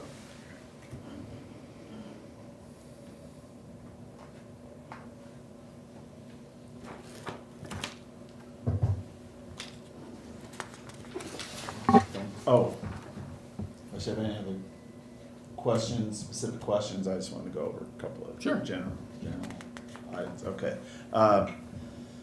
Again, I'm creating some new funds for the sheriff, some money that was flowing through 600, that your inmate security biometric, your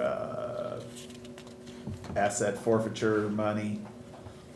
We had put that in like the 705 department and 600. That's a good idea. I'd like to, and you, I know you agreed with, you're Yeah, okay with that absolutely. already, to create new funds for that. They're The path. actually the statute says you're Yeah. supposed to have separate fund for at least a couple of those. Yeah.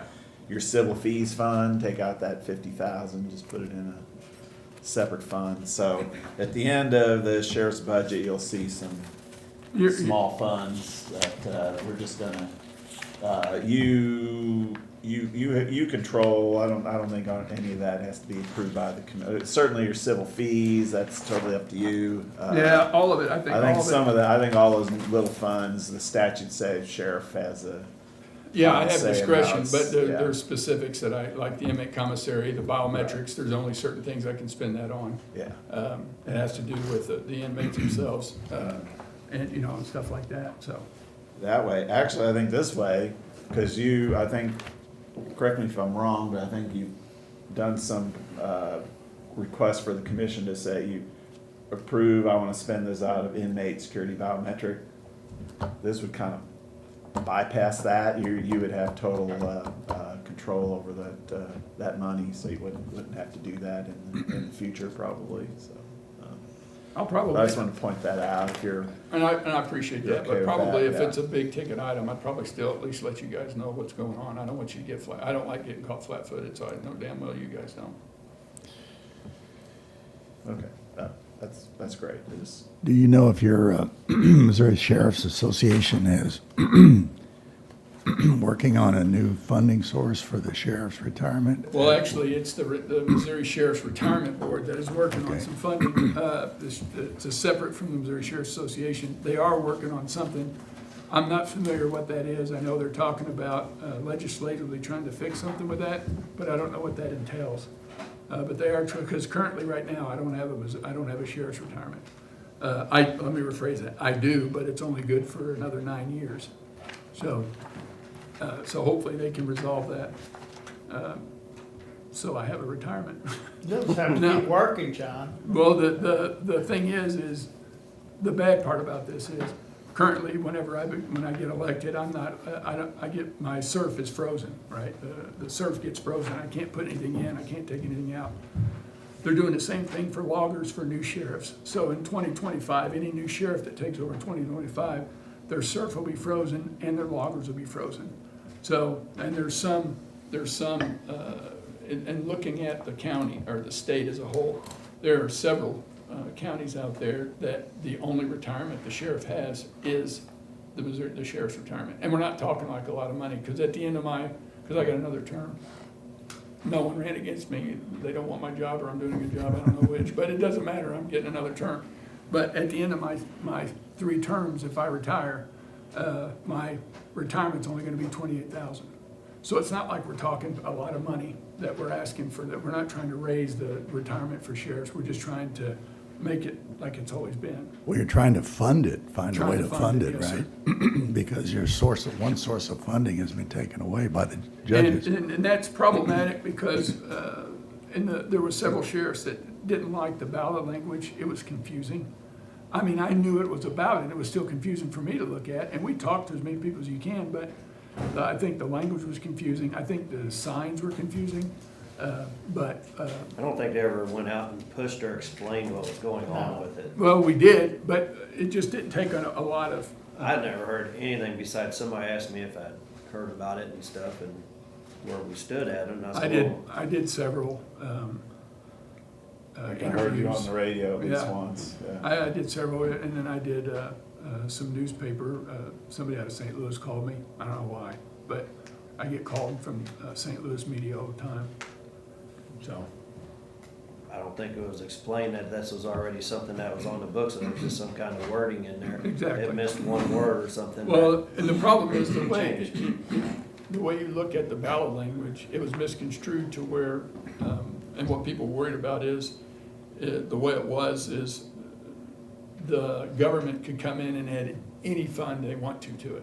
And so I could see where they were coming from. Like I said, the ballot language was confusing. So you do have loggers, right? I do, it was Yeah. grandfathered, so Yeah. I stayed with loggers, and I still have money in surf. But like I said, I haven't been able to put anything in it, and they won't let me have it out for at least 8 years. We talked about just going back to surf, and surf said no. So they don't want us. So currently, right now, since the beginning of the year, I put 5% of my salary into the retirement. So like a sheriff in a small county, a lot of the small counties don't have loggers, so. Right, A that's lot of correct. those sheriffs have nothing but, Right, those smaller counties, and even some of the bigger counties, I wasn't aware, but Boone County, they don't have they don't have loggers. So at least that, Dwayne Carey doesn't, so that's why he was really trying to get this going, because he's not gonna have, he'll only have surf, because all counties have surf, right? yeah. Yeah. So, but, I mean, he can't put any money in or anything out, so. And the problem where this comes into is if there's no retirement, if there's no way that you can entice people to take it, this is not an easy job, without a doubt. This is one of the hardest jobs I've ever done. And if you take away the retirement, then the only people you're going to entice to take the position is people that want the title and not the job. And you need people in the positions, just like y'all, that want the position because you want to do good and serve the public, and not just so you can put a moniker on your name. So that's the biggest issue that I have. I was talking to some legislators, is if we don't do something, you're gonna get people that's been in law enforcement. There's people in my department that's been there for 20 years, be a great sheriff, but they're saying, why would I switch over to that? Because there's no retirement. I mean, I don't even get to build on my loggers or my surf. So it's problematic, and hopefully they'll be able to come with a resolution.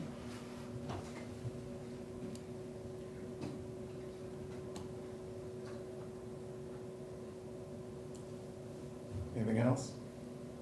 no. Did you need to talk about capital improvements at all, or? No, It's pretty straightforward. yeah, It's you're the not same asking for stuff I always much, put on yeah, there, yeah.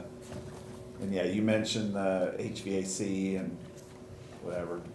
The only That thing we, right now, and again, that's, on my a capital, decision on if it goes through, where will it get paid for? We could pay it out of our capital improvement sales tax fund, or we could pay it out of your law enforcement fund, either one would work. and the only thing but I right- ask you, let me get one project done before you start another one. But because I have to have security, and the posse has been, they've saved me a bunch of money, because when they were building that data room, the posse's the one that provided security down there, so I didn't have to pay anybody. So they saved us a ton of money. And so whenever we start this up, it's gonna be the same thing, where we're gonna have to, and I will get into some overtime when I do this, because the posse won't be able to do it all. The only thing on my capital improvements probably is different, I always have the vehicles, computers, tasers, and MBTs, is the multifunctional copiers. There's 3 that we gotta replace. They were, I think 2015 is when we purchased them, so they've done their time for God and country, we just need to replace them. And they're in completely different areas to be able to use them, so. But that's it.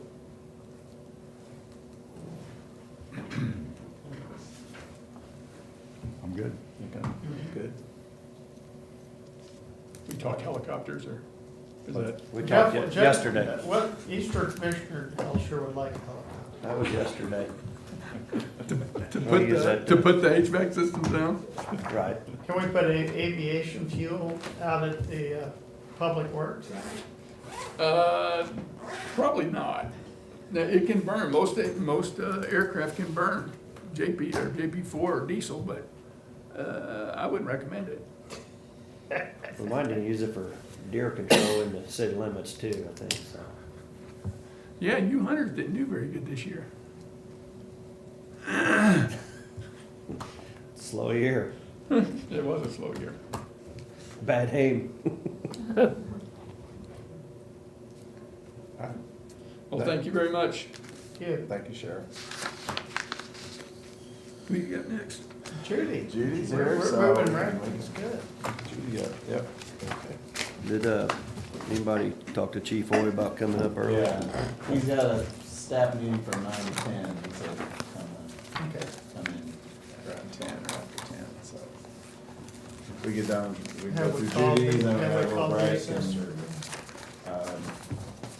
it's true. Yeah, do that too. I always feel like I need to bring you something, so I do. Thank you. Do you want me to call Chris? Sure, if you don't, you want to try, sure. Watch your step. What, Thank you, Judy. so yeah, we'll have Eric, we'll have EMS moved up to about 10 or so, a little after 10. Yeah, and all we got left is Chris, probably 10:30 Keep or it moving, so. 10:30 to 11, Get so out of here. Yeah. around 10:30, between Thank you. 10:30 and 11, yeah, okay.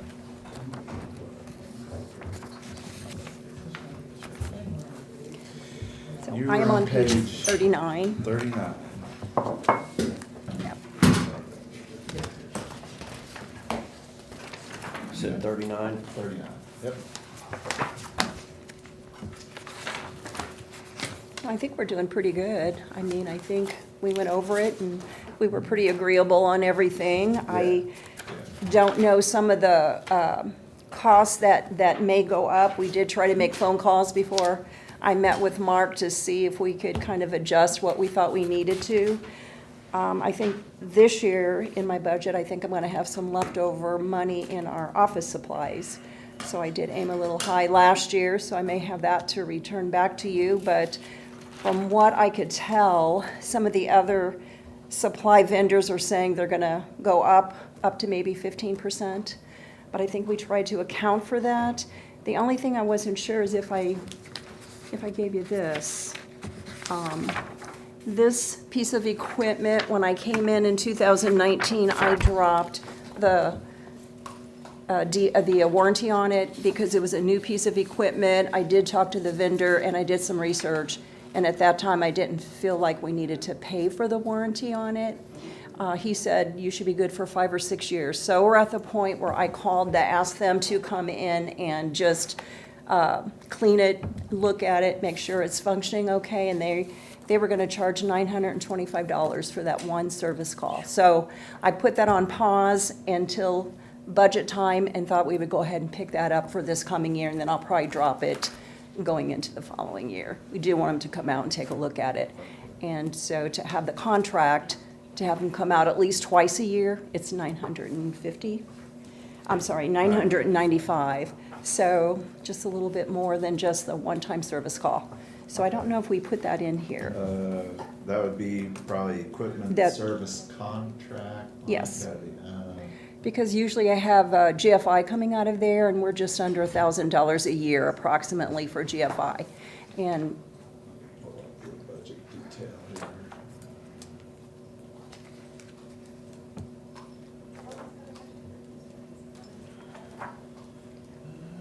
Service contract, where is that?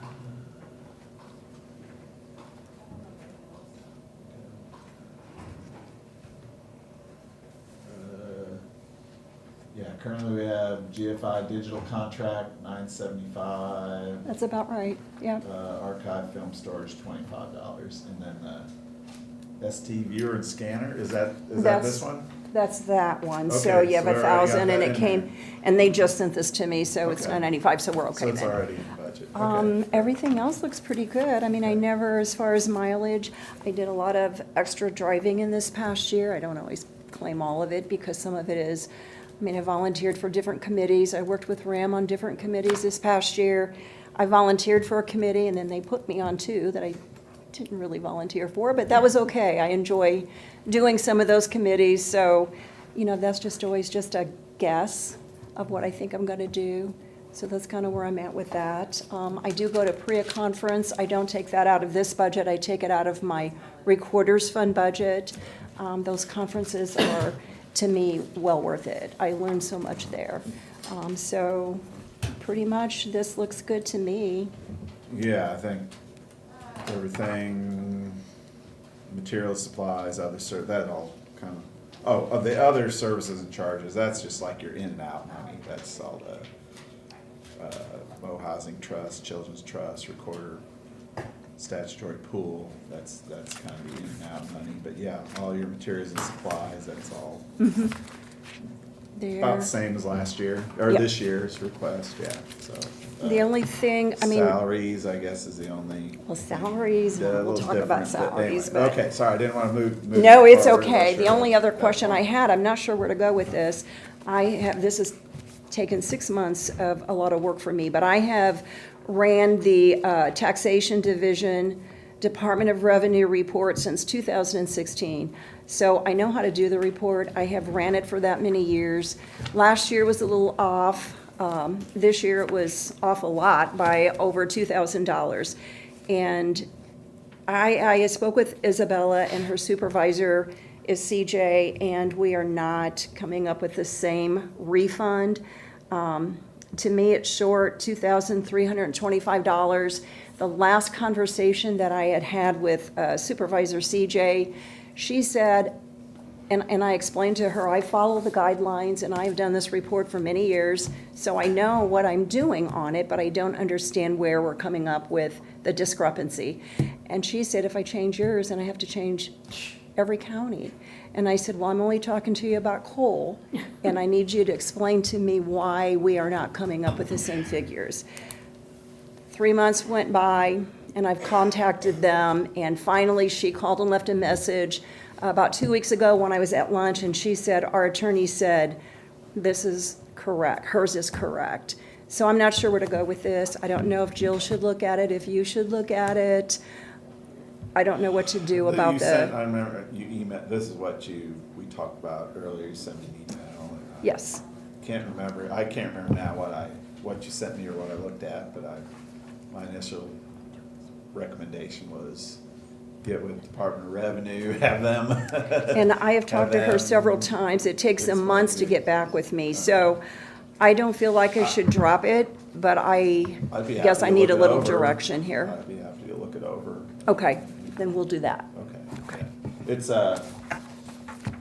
the recorder statutory pool. It's the you money, collect a fee, right, it comes out pay of to the. state, Exactly. and then every county, I guess, fills out a The- claim to get Based on money their out of formula, that. and they Yeah. changed that, Yeah. but still But it's should gone come down out. quite a bit from. We used to get back almost 20,000. This year, they only sent us back a little over 1,000, so it has gone down quite a bit. But I never count that, I look at it as a tax return, those changes that they make, we follow those guidelines, so yes, it's gone down quite a bit. So, But the fees we're paying in, probably every other county's paying in. that didn't go doesn't down. That's different. This is accounted for over in the recorder's fund, not in. No, it goes through general fund. It's, if you look at, It gets returned back to general fund, but the money that gets dispersed to them comes out of the recorder's fund. okay. That is money Well, paid we- to them, that's a pool that they collect from all the, Yeah, we run that all through general. We actually run that, the money you collect for that fee. Runs through We put it in the general fund, and then we Yes. pay it out of the general fund, yeah. Right. So that's one of these in and out that, down there at the very bottom, other services and charges. Recorder statutory pool, that's a fee she has to collect. per What you document. collect. Right. We And pay all we- that over the state. Yeah, Yes. Yeah, but then what you get back every year, we put in like your, at the top, fees. Yeah. Your fees, revenue. So it is, I That, see it. I that see second line item in her revenues, fees, that's like fees you keep county gets to keep your county Yeah. fees, and then we throw the statutory pool reimbursement in there too, cause that's money we get to keep, or, you know, that goes to general revenue. Yeah, that's as right. well. Yeah, so. So you're saying there's a formula, y'all can't, are you saying the numbers don't agree? She sent me her Excel sheet on how she did it, and it looked to me like, she said there was a month that they didn't receive payment, and I know that would be incorrect. But what I saw based on her Excel sheet, the payment we send at the end of the month, we do our report. Reports are due the first of every month. And then they are sent a check whenever checks are cut every other week. So it looked like on her Excel sheet, she had taken 1 month and put it on the next month. And the way the report is ran, it is a cutoff like you do it from June 1st of the previous year through July 30th of the next year, and you run that report. So I ran it based on our computer, and it should be correct, and I did it about 12 times. So I know it's correct. But it looked like she didn't account for 1 month. She actually accounted it into a different month. So I brought that to her attention, and she said that it's because we sent it late. And I looked and I said, we send them the same time every month. So it's just a matter to me of her putting it in a different line, but she wasn't gonna change it. So that's the only thing I could see different, because I followed the guidelines. They haven't changed. What changes is a dollar amount. I mean, they lowered it down to, we could deduct, So what did they have their attorney take a look at that? I mean, to me, it sounds like a auditing thing, just to plug and play their numbers. It might be Yes. just a timing difference that maybe we'll get caught up because now they're a month behind where they used to be. I don't know. I'd be happy to look at it too. So, and I know they had a computer issue. I know we had a computer issue, and I looked at all of that, but it shouldn't have mattered in this formula. they're rolling out an entirely new super software enhancement at Revenue. I think it affects everything from driver's license to motor V to income tax to Oh. whatever. So it could be a hiccup there. I don't know. We'll see. Well, I was a little more concerned when she said to me more than once, well, if I fix yours, I have to fix everybody. We So don't- I don't really care. yeah, and I don't know how that explains this, but But this isn't a case of, because I feel like our reimbursements for the health department were issues of them moving the goalpost. Yes. This one just seems like there's just a disagreement on when these numbers should be applied or not applied. So, I yeah. don't, And How did that unless I'm work? missing something, I mean, I could be Yeah, missing we'll something, look but I've at done it. it for years, so I don't, and she couldn't show or explain to me if I were missing something where that is. So I don't know. yeah, I mean, maybe a letter from us asking them to explain exactly what's going on. I mean, if you look at it and you think it looks right too, You Okay. look at Or it whoever. first. All right, I'll- Then we'll proceed from there. What about other have you, We'll go to- other we'll go to county recorders, have they seen the Director same Wallingford. I have decrease? gotten so many phone calls from other recorders asking me to show them how to do it. Oh, okay. And there have been several that did not come out, and I stopped because I don't want to be the person to go do all of their work, for one. And everybody interpreted just a little bit different. And Osage County was short $10,000, so quite a bit of chunk for them. Maybe the state auditor needs to audit that particular fund at the state, so. It's not- that Didn't Well, mean. it needs to be rectified. is It what- needs to- what yes, comes going down to is forward, this we need needs to- be- This needs to be rectified, Mm-hmm. however we need to You know, do Mark, it. since you and I aren't there anymore, it's Yeah. just gone down. That's right. Right, so- And that state auditor's office Yes. is such a high level and no. We're just joking, of course. Probably true. I mean, Right. some of the people Don't quote us today, on that, please.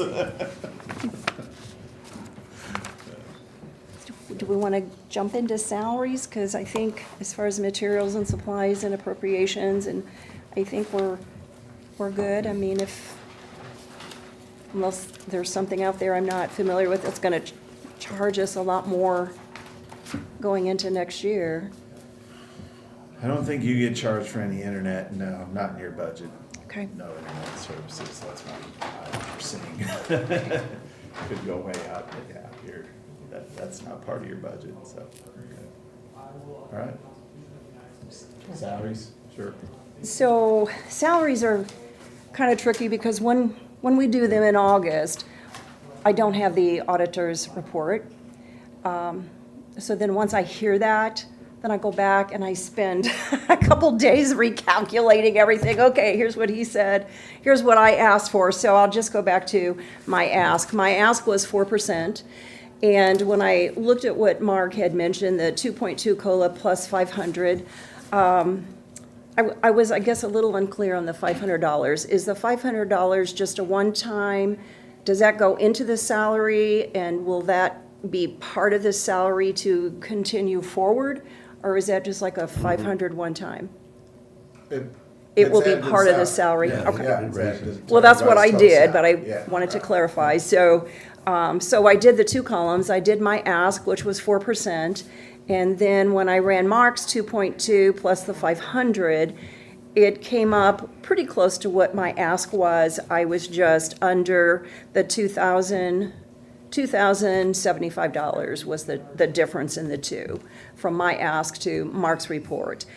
So my ask would be, and I also did ask for a little bit of pool so that I could have that. And I don't know if it's fair to say it this way or not, but I look at not just job description, but efficiency that someone can perform in that job, the load that they carry, and how much help they can do the critical thinking on their own without being guided through that. That makes a difference to me. We are always busy and moving forward. The dollar amount we pull in is just about 50 or 60% of our workload. I always have grants going. I always have additional work going. We are always constantly working on something. So my ask would be to change the pool request to the $2,000 pool request. So that's what my ask will be today, in looking at both calculations, yours and mine. Because I think initially when I did it in August, I asked for $500 a piece pool, so I could have a pool to work with. And we've not received any extra in the past. It's always just been budget money, not extra. Let me see if I understand the differences between the ask of 310, per this report, the ask of 310, 367 versus the auditor's number of 305,185, right? So there's a difference of $5,182. There's a difference of how much? 5,182.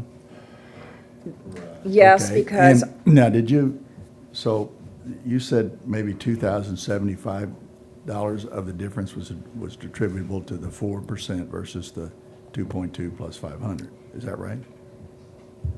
well, what I said was that my initial ask was 4% plus a pool. Plus a pool. Okay, I got that, but you used a 4% COLA, that's Yes. fine. Yes. He uses $500 plus 2.2. Yes. What's that difference? Well, I came up with That's 20, Is that the 2,075 is what, So that explains, of the $5,182 difference, 2,075 of it is made up of the differences on COLA. yes. Okay. she's asking for a pool. And then- Her request included $2,500 in this pool as well, which I did not include, so. Yeah, he told me no. I'm treating everybody the same. No, I'm teasing you. So, yes, that was the $2,500 was my pool But, okay. ask. Yeah, so so combined her higher COLA request plus the pool request is Got it. basically the difference. It's Also it's a cell close. phone stipend, which. I got it. He also told me no. Put that in there, so. You know, I understand if the county's gonna get rid of completely altogether cell phone stipends, that's okay with me. I agree with that. I think my question's gonna be, when, I now have a county cell phone, and I've used my personal cell phone for 20 years plus. So switching over is difficult, but I do use it for all the employees now, try to keep my county cell phone for that. When I talk with Brian, he's not here, and I'm not trying to throw Brian under the bus, but he said if you ever have an issue and you're using your personal cell phone, they're gonna take it. It's discoverable. It's discoverable. So if you get rid of cell phones. Your personal phone is discoverable if Yes. it has county info on it. And Okay. I do. Well, if you and I officially exchange email message, text messages, and they're going to your personal phone, then your phone is discoverable. So then if you get rid of cell phones, county cell phones, will you not have that on personal cell phones? It depends, for some folks, the only thing that's going to be on their cell phone is get in here and start up the plow truck at 10, or, at 1 in the morning. Okay, Who cares? I see the difference in what you're trying to explain, so yes, that's what I have, it's just those, I'm sick today, or anything else is a phone conversation, not a text, I hope. But yes, okay. So I'm okay if you want to scrap that. That's, which you did anyway, so. I don't know that I have anything else on here that's really out of the ordinary, so. I do know that next year, I pay for a part-time person out of the Recorder's Fund. I did not ask for the county to pick that up. The only time I would ask for the county to pick that up is if her job description changes to where I have to have her in the workflow. We keep looking at all the potentials for next year. I don't know if they're gonna happen. We'll just have to wait and see, but if I have to take her out of working on projects and she does fill in if I'm shorthanded, or if 2 people call in sick and we have to have 2 to 3 people always at the counter. We are just weeding through a lot of phone calls. We'll just see. If she ends up just being more in that role, then I may come back next year and ask for that to be out of the county budget. But I'm okay paying for it. I have the money to do that. She's impeccable. She does a lot of extra work. I know in Ohio, they passed legislation in Ohio, and I learned this at PREA conference, that by 2006, all recorder offices are expected to have everything online, indexed, image viewable, from 1980 forward.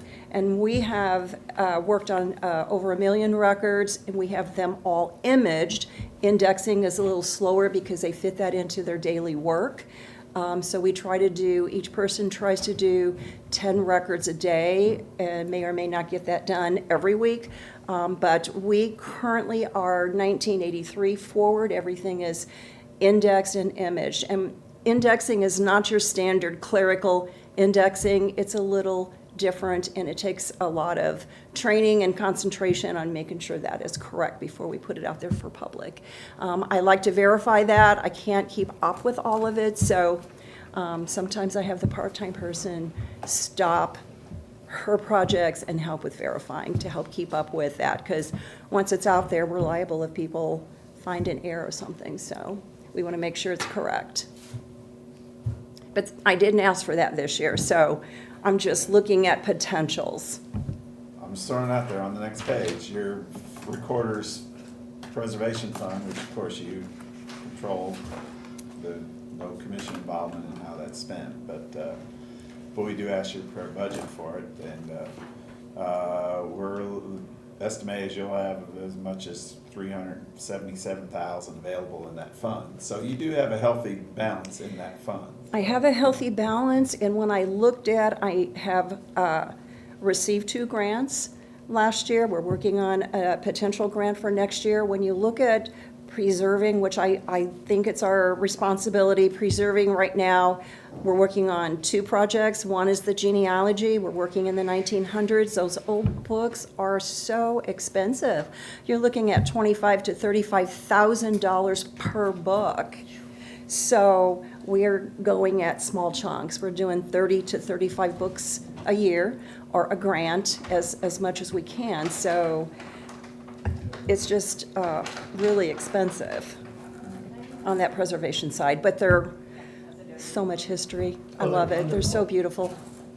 I saw tell your people all the time that great-grandfather's they got- deed. They got time, just go look at the books. It's wonderful, the handwriting is just.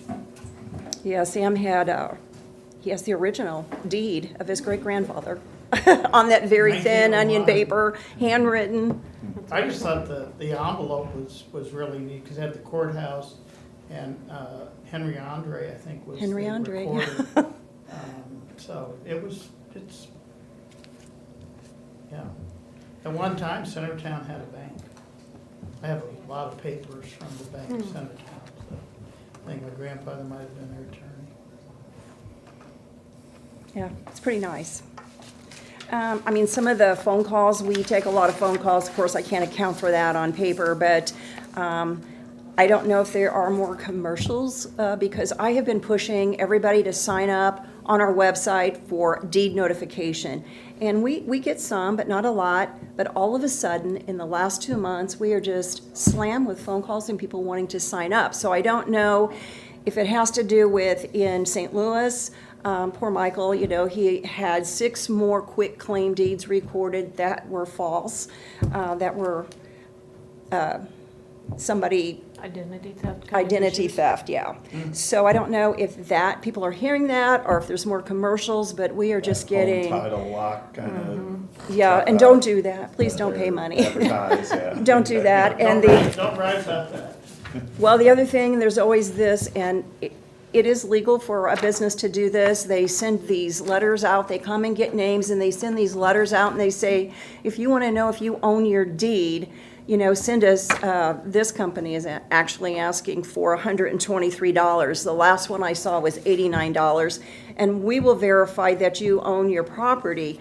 All they do is come in and pay $1 for a copy and send it to people, so don't pay for any of these false things. It's a lot of money, and you could call us and get a copy for $1.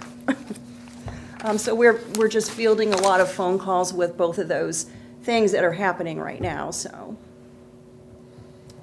Other than that, we're doing good. Okay, more Yep. questions, comments? Okay, Yep. good. Okay, thank you very much. Thank you. Let's take about a 10-minute break. I see Eric. He was here, he's probably. Yeah.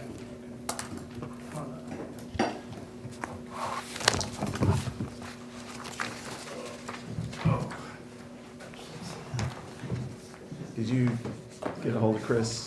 Yeah, no, he did, and he said that he'd try to get by 10:30. 10:30? Oh, okay. Yeah, that's That'll fine. be okay. I don't know how, I assume we'll get through Eric's fairly quick, but we might have to wait a little bit, to go through Eric, the EMS, but yeah, Yeah. that's fine. Oh, but if Sam said take a 10-minute break, that puts us at 10:20, so. Yeah. Do you want me to? I don't think. I can ask Eric, see how long he thinks his will take, and then we can maybe call Chris back and tell him about Come now. 10:45 or so, yeah. That won't take that long, I don't think, for his, will it? Eric's 5. No, I'm not. Assessor? No, I wouldn't.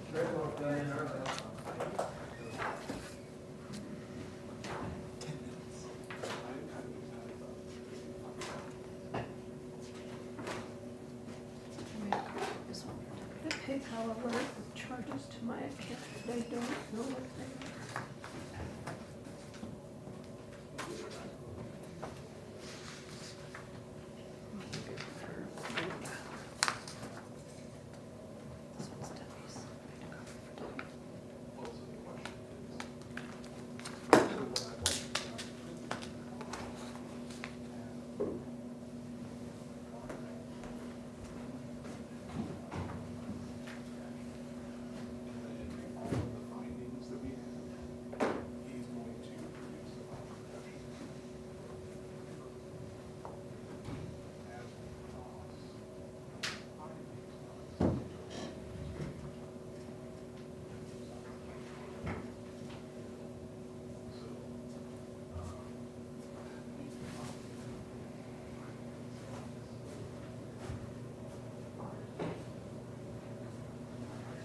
How much longer are you all gonna be?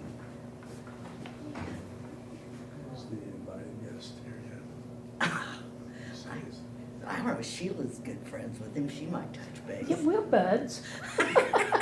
Best buds. I think Eric's here, so you've got everybody done but Estes and Eric? Yes, and Chief Hoy's coming in now. Yeah. Oh, okay. Okay. You're trying to see Estes. Remember that? Mary Ann.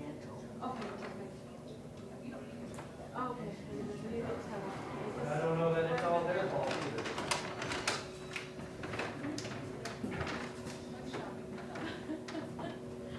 Thank you. Have a good day.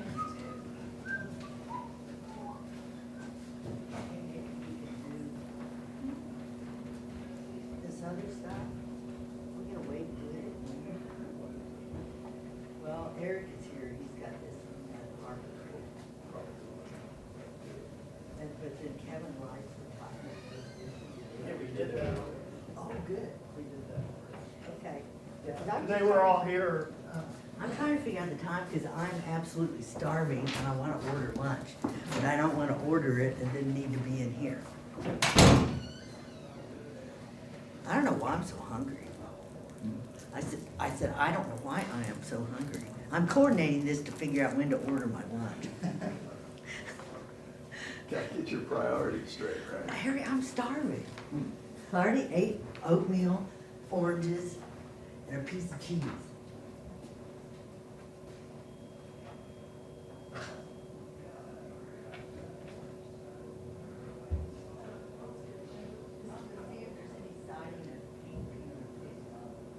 What's that? Estes' pickup truck. Oh. The hood, have Gotcha. you ever seen that? I've seen it, yeah. I'll see if there's a sign. Hey.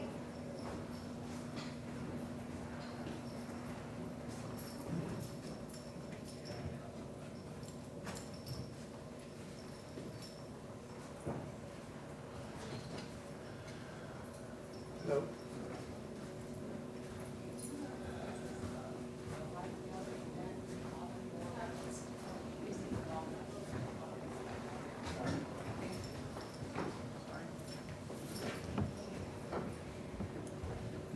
It's here. A triple paint pickup. It's here. So you can call it county number. Well, we did. Yeah, we did.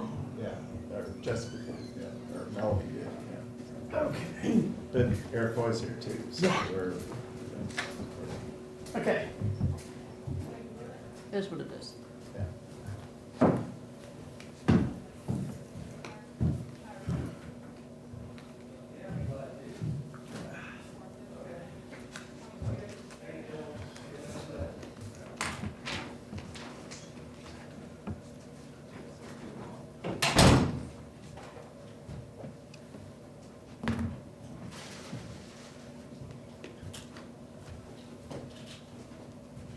So Chief Hoy should be here anytime. He and was then here. Greg was, He's here. how much all maintenance do we have to do? We did some We of this did maintenance yesterday. already. So he's basically done then. He's We done. got all his Yeah, done we're done. So we yesterday. just have the Yeah. assessor. Okay. And well, we've got. some Well, unfinished business. the chopping Plus- block. Is it me or? You, Yeah. right? Yep. Yep. Okay. Yeah, we You're just, here. I wasn't sure, cause Yeah. we asked the assessor if he'd come early and he said he'd be here in about 15, You said around 10:30. around 10:30. I mean, I'm fine. He can wait a little bit, I mean, if yours runs. more If it's than only gonna take 15 minutes, I'm yeah. fine, I'm fine with that. What page are we on? So the question is, do we want to take care of the agenda business first and then do salary, or do we want to do, do we want to take care of the agenda items and then do budget, or budget and then the agenda items? Agenda first. Yeah, and then if the assessor comes, we can. Okay. But the agenda item, is that a long item? No, it's approval of a grant and a quote. We can do that right now, Dawn, I think, wants to be here for that. That's this right. Yes.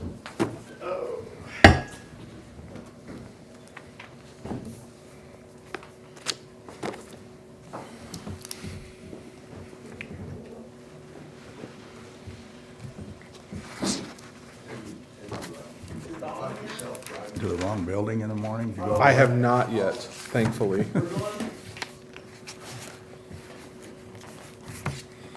Where Eric's here, we're gonna do those agenda items right now. You probably go in a different way though, now, don't you? I do. I don't have to go through Wardsville at all. I just come in back through Bald Hill over to 56th Sure you Street. missed that.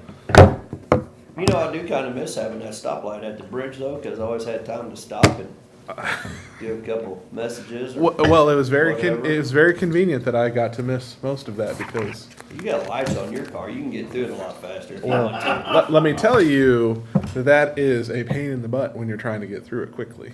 Yeah. Because people don't know what to do. Half of them stopped on the bridge. It's like, I can't do anything with you in the middle of the bridge, so. Oh, laugh, but it's not funny. Well, it is what it is. That's what you get for living on the east side of the county. Oh, don't worry, there's some of these roundabouts I see people have problems with too.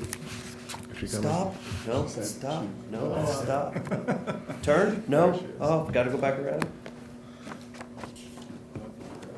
Okay, we're into the agenda.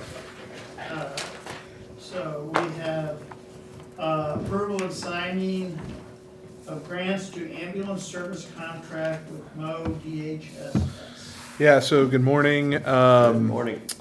The Missouri Department of Health and Senior Services received $9.5 million of ARPA money, which was dedicated to ambulance services for equipment and other needs. We did apply, and we were awarded, let me get the correct amount here, $99,804. This does come with a 10% match, but that 10% match can be an in-kind match. So the purchase of the alternative support vehicle has been identified as our soft match, so no further funds out of the county's pocket. That $99,804 will go to buying 66 sets of personal protective equipment, which is the bunker gear that we wear on hazardous incidents that needs to be replaced. So just asking that we sign the contract first, and then I have a quote for the purchase of those items. So the purchase of those items is a state contract? Did you Uh, say it- that already? or- Yep, it's on contract, yes. Okay. Let's see if I paid attention enough. I'll make a motion to sign the contract for the procurement of bunker gear. No, so it's just sign the contract to receive the grant with Mo Oh, DHS. I'm sorry. That's 99,000. That's what I said. Yes. Second. All in favor? Aye. All right. Get that, Dawn? No? Thank you. And then I just have a quote here from Banner Fire Equipment to procure 66 sets of Viking triple cert bunker gear for the total price of $99,804, and this is on Sourcewell contract. Try to get this one right. 804. I'll make a motion to sign the contract to acquire $99,804 worth of bunker gear from Banner Fire Equipment, Inc. Second. All in favor? Aye. Aye. Thank you. Thank you. All right, now to budget. Where would you like to start? Well, You want to start with your capital? budget starts on the first, yeah, your capital Okay. budget starts on like 116, page 116, so yeah. we can start with that. I think that's too many pages. I don't know who else wants one of these. So, the first thing that, There's not gonna be much Yeah. on the screen Yeah. unless I need to find detail that Sure. we don't have in the, or that we need more detail So kind of the big variable that we have every year is our capital requests out of the sales tax side of the budget. This year, as we have in previous years, asking to purchase 2 Type 1 Osage Super Warrior ambulances. You have already approved the first purchase because that's due in January, so that would take one of these. The other is on the schedule to be completed sometime around mid-year, and that total cost is going to be $575 with the trade-ins of our current vehicles. Outside of that, capital requests are fairly light compared to the previous years. The big item that we are asking for is the remodel of EMS Station 4, which is a joint facility in Brazito with Cole County Fire. Cole County Fire has allocated and voiced their support to replace the exterior doors, looking at spending $120,000 on remodeling the interior. Some of that is appliances, redoing the bathroom, the floors. That station's about 25 years old and has not been updated. Commissioner Helsher came down, took a look at it, and we kind of determined what the number would be. Included in that would be the station alerting and bringing everything up to the standards that we have in the projects like the station in Wardsville, the station downtown.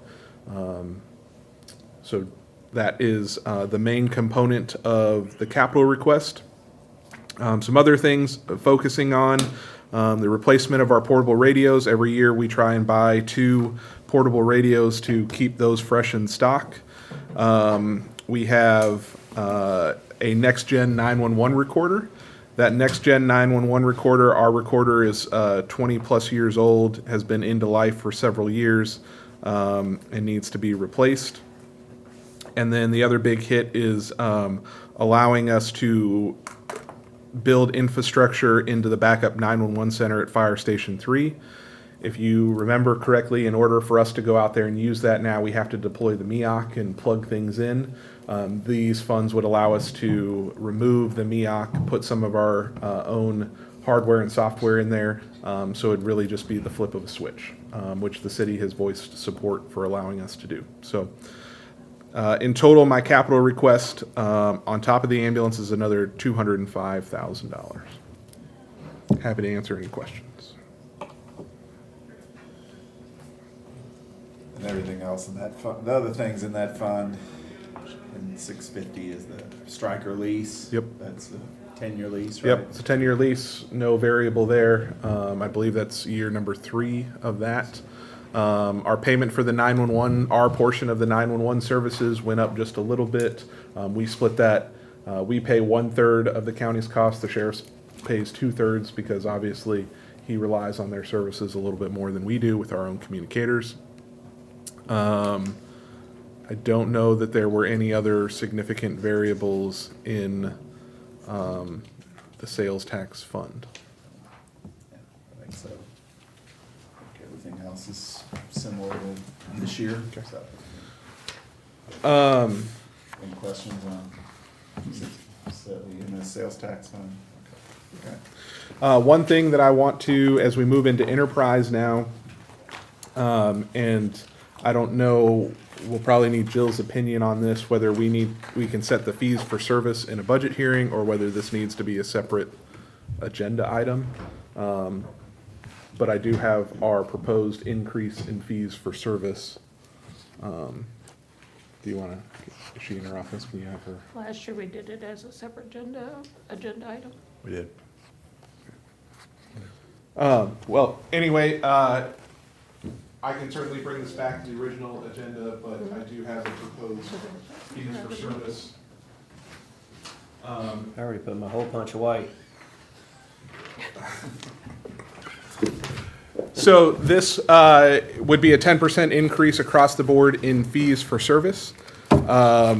We have experienced an explosive increase in medical supplies and the cost of doing business. I believe that this is an adequate increase, but certainly we would be justified in going higher. one of the things that is important when we talk about this is there is legislation that has been presented in each of the last couple years in the legislature about balance billing. And what that talks about is when we issue a bill, an insurance company decides how much they're going to pay. When they pay that, the rest of that cost or the unpaid balance is passed on to the consumer. What the legislature is trying to do is force the insurance companies to pay the full amount of what we charge with limits. So those limits are 300% of the CMS rate. And if that legislation passes, the insurance companies would be required to pay that amount.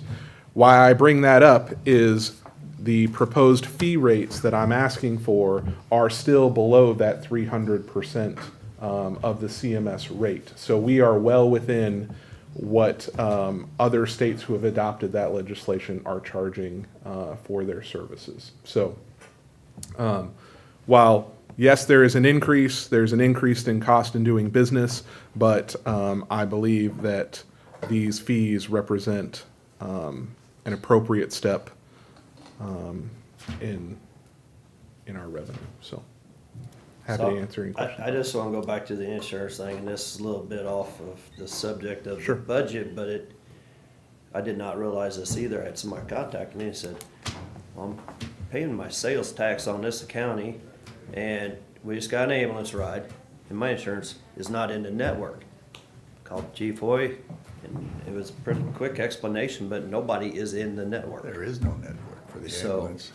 It was kind of Yes. eye-opening. I didn't realize that. I probably have been making the same call and saying, hey, why is this not covered? You know, not that the sales tax part of it should cover it, but Right. why am I not in the network? So I think the important thing about that is, you know, if people do have those concerns, it's one of the reasons why that legislation, which we believe is fair, is a valid way to address those concerns and force the insurance companies to pay their portion of it. So if there is a way to get this out of being a self-pay type issue, it's just that the legislature is going to have to do that through their process and force the insurance companies to come to the table. So what is the status of the legislature doing that? Yeah, so I believe that there was good support, and many states have adopted this. There was good support in last session. However, due to the operations of the legislature last session, it was not passed. So it is going to be pre-filed again this year, and hopefully there will be movement on that. It was probably pre-filed on Monday. Yes, I would assume so. That's the information that we received in the legislative update. So if it were pre-filed, if it is enacted, if the governor signs it, and it becomes effective on August the 28th of 25, does that do anything for us, or?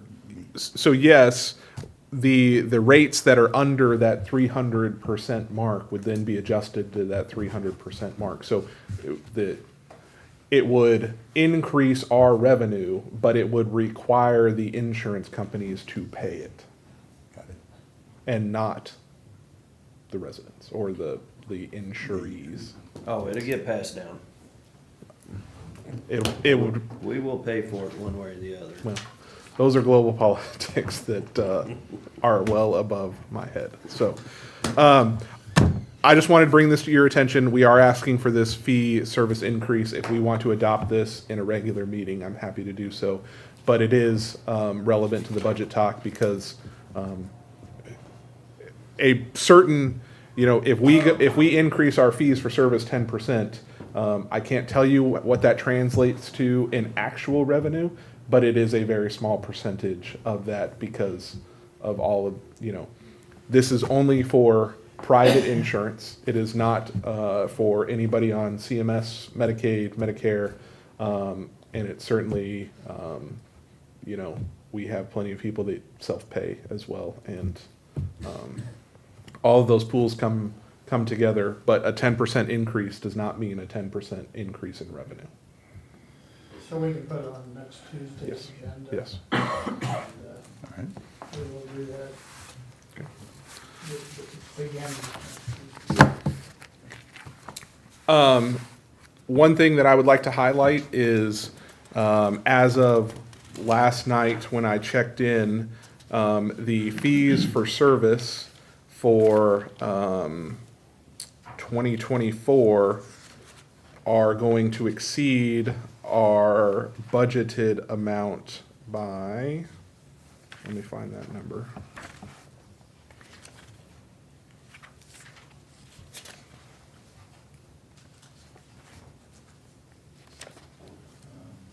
By about $848,000. And a lot of that is due to the increase in call volume. But we have seen a substantial increase in our reimbursement for 2024. I believe the budgeted amount was For 345. Yeah, 4.3, and we're gonna be about 5.1 million. So, very positive cash flow there. Obviously, with that came some unexpected overages in some of our operating costs, which you all have seen through budget adjustments and those sorts of things. As far as our operating budget, the big thing that I'm sure you all have been dealing with over the last several days is salaries. If you recall, we started this discussion in about July when we had some folks leave our organization. During that time period, I approached you with the request to have 2 hiring bonuses. To avoid mid-year salary adjustments, which you did grant, and we were able to hire those 2 folks. Up until that, we had not had any applicants for paramedic jobs in the first half of 24. So with all of that, we went pretty hard to the drawing board to figure out what was going on, and we did conduct a salary study, and it does turn out that we were on the lower end of pay. So to unpack all of this, the last time the entire EMS pay scale was adjusted was in the 2022 budget. So it's been 3 budget cycles since the entire pay scale itself was adjusted. Now, on the pay scale, everybody has received their step raises, but we have, which is effectively a cost of living. But there has been no underlying adjustment to that pay scale. So with all of those things in mind, it became very apparent that I needed to come up with a proposal, which we will get to in a little bit. So I've sent this proposal. There's been various forms of it. We've done a lot of due diligence on trying to find what the right numbers are. How to balance a budget, and how to game this for future years on increase in step raises and increase in income to make sure that this is financially viable. The one thing that I want everybody to be aware of is that EMS is a self-sustaining department, in that we receive sales tax, and we also have our enterprise fund. We do not utilize any funds from general revenue, which is always our budgeting goal at the beginning of the year. So there's really just a couple of different parts to my salary proposal. The first one is I'm requesting 2 additional positions for 2025. Those 2 positions would be in the 911 center, working a power shift. And this comes from the staffing study proposal that was conducted mid-year by Mission Critical Partners. They found that our communication center was understaffed by 1 during peak hours. So in order to fill that staffing need, I need to hire 2 people so that we have that coverage 24/7, 365. So to hire those 2 additional communicators at the new pay scale is a salary line increase of $113,554 in salary and benefits. Okay. So then we get into the pay scale and pay scale adjustments. What we did to start this off was remove the bottom 2 levels or bottom 2 steps of our current pay scale. So everybody would now start at what was previously step 2. On page 3, you can kind of see that breakdown in that first table. You have the current starting salary for each position and the proposed starting salary next to it. Okay, by doing that, we would allow our folks to reach the current top of the pay scale in 5 years as opposed to the 7 years. So they're getting to that number quicker. And so that 5-year salary is the second table listed on page 3. I'm gonna interrupt for a second. Yes.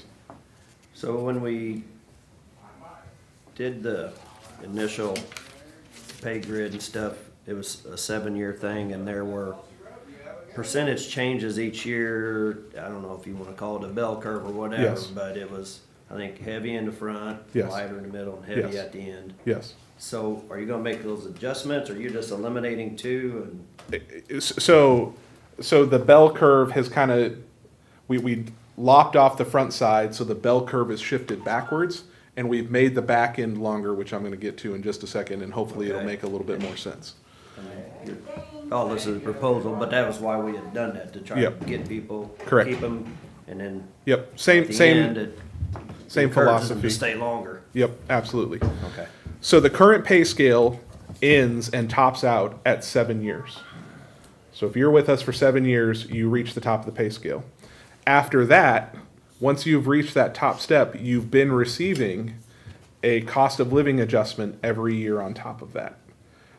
For those employees, there is no set salary maximum.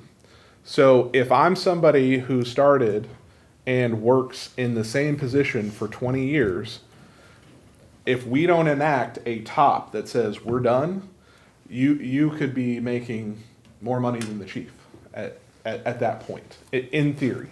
In theory, depending upon the COLA. Correct. So in order to avoid that, and that's been a legacy issue that I've wanted to address, I'm proposing that we top the salary scale at a 10-year top out.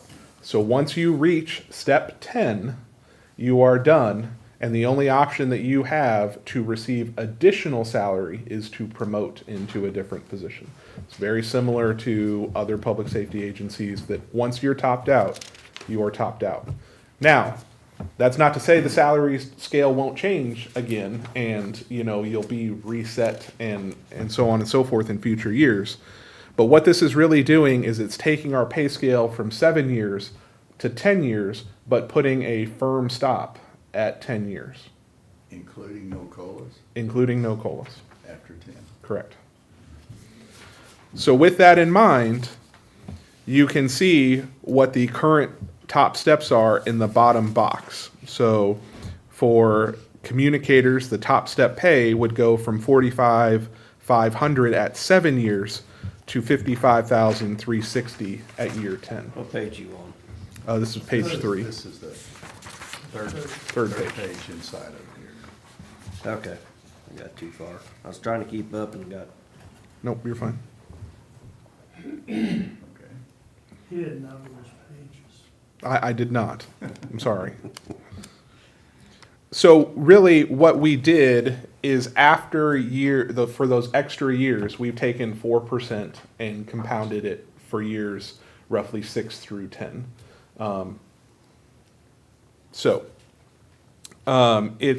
It's not anything. It's not a departure from what we were doing. It's just putting a max number on that 10-year mark and how quickly you would get there. When you look at these proposed top salaries, in theory, folks could get to these numbers today if they've been with our organization long enough and received enough cost of livings and depending on percentages and all the other sorts of stuff. This is just formalizing and taking the guesswork out of that and limiting our liability from 10 years on.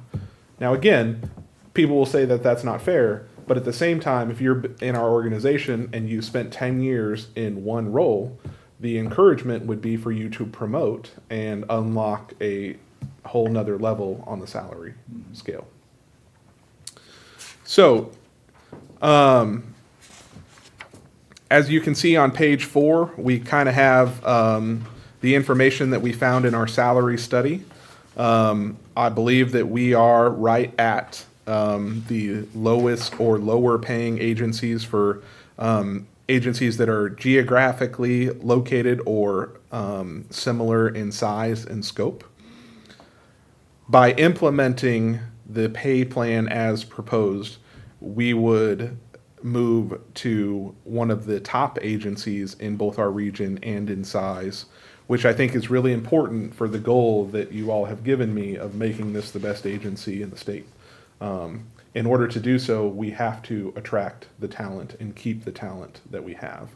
I don't think that the proposal is unreasonable when you look at some of these other agencies and what they are paying, but it puts us right in the mix to lead the way. So what does this all cost?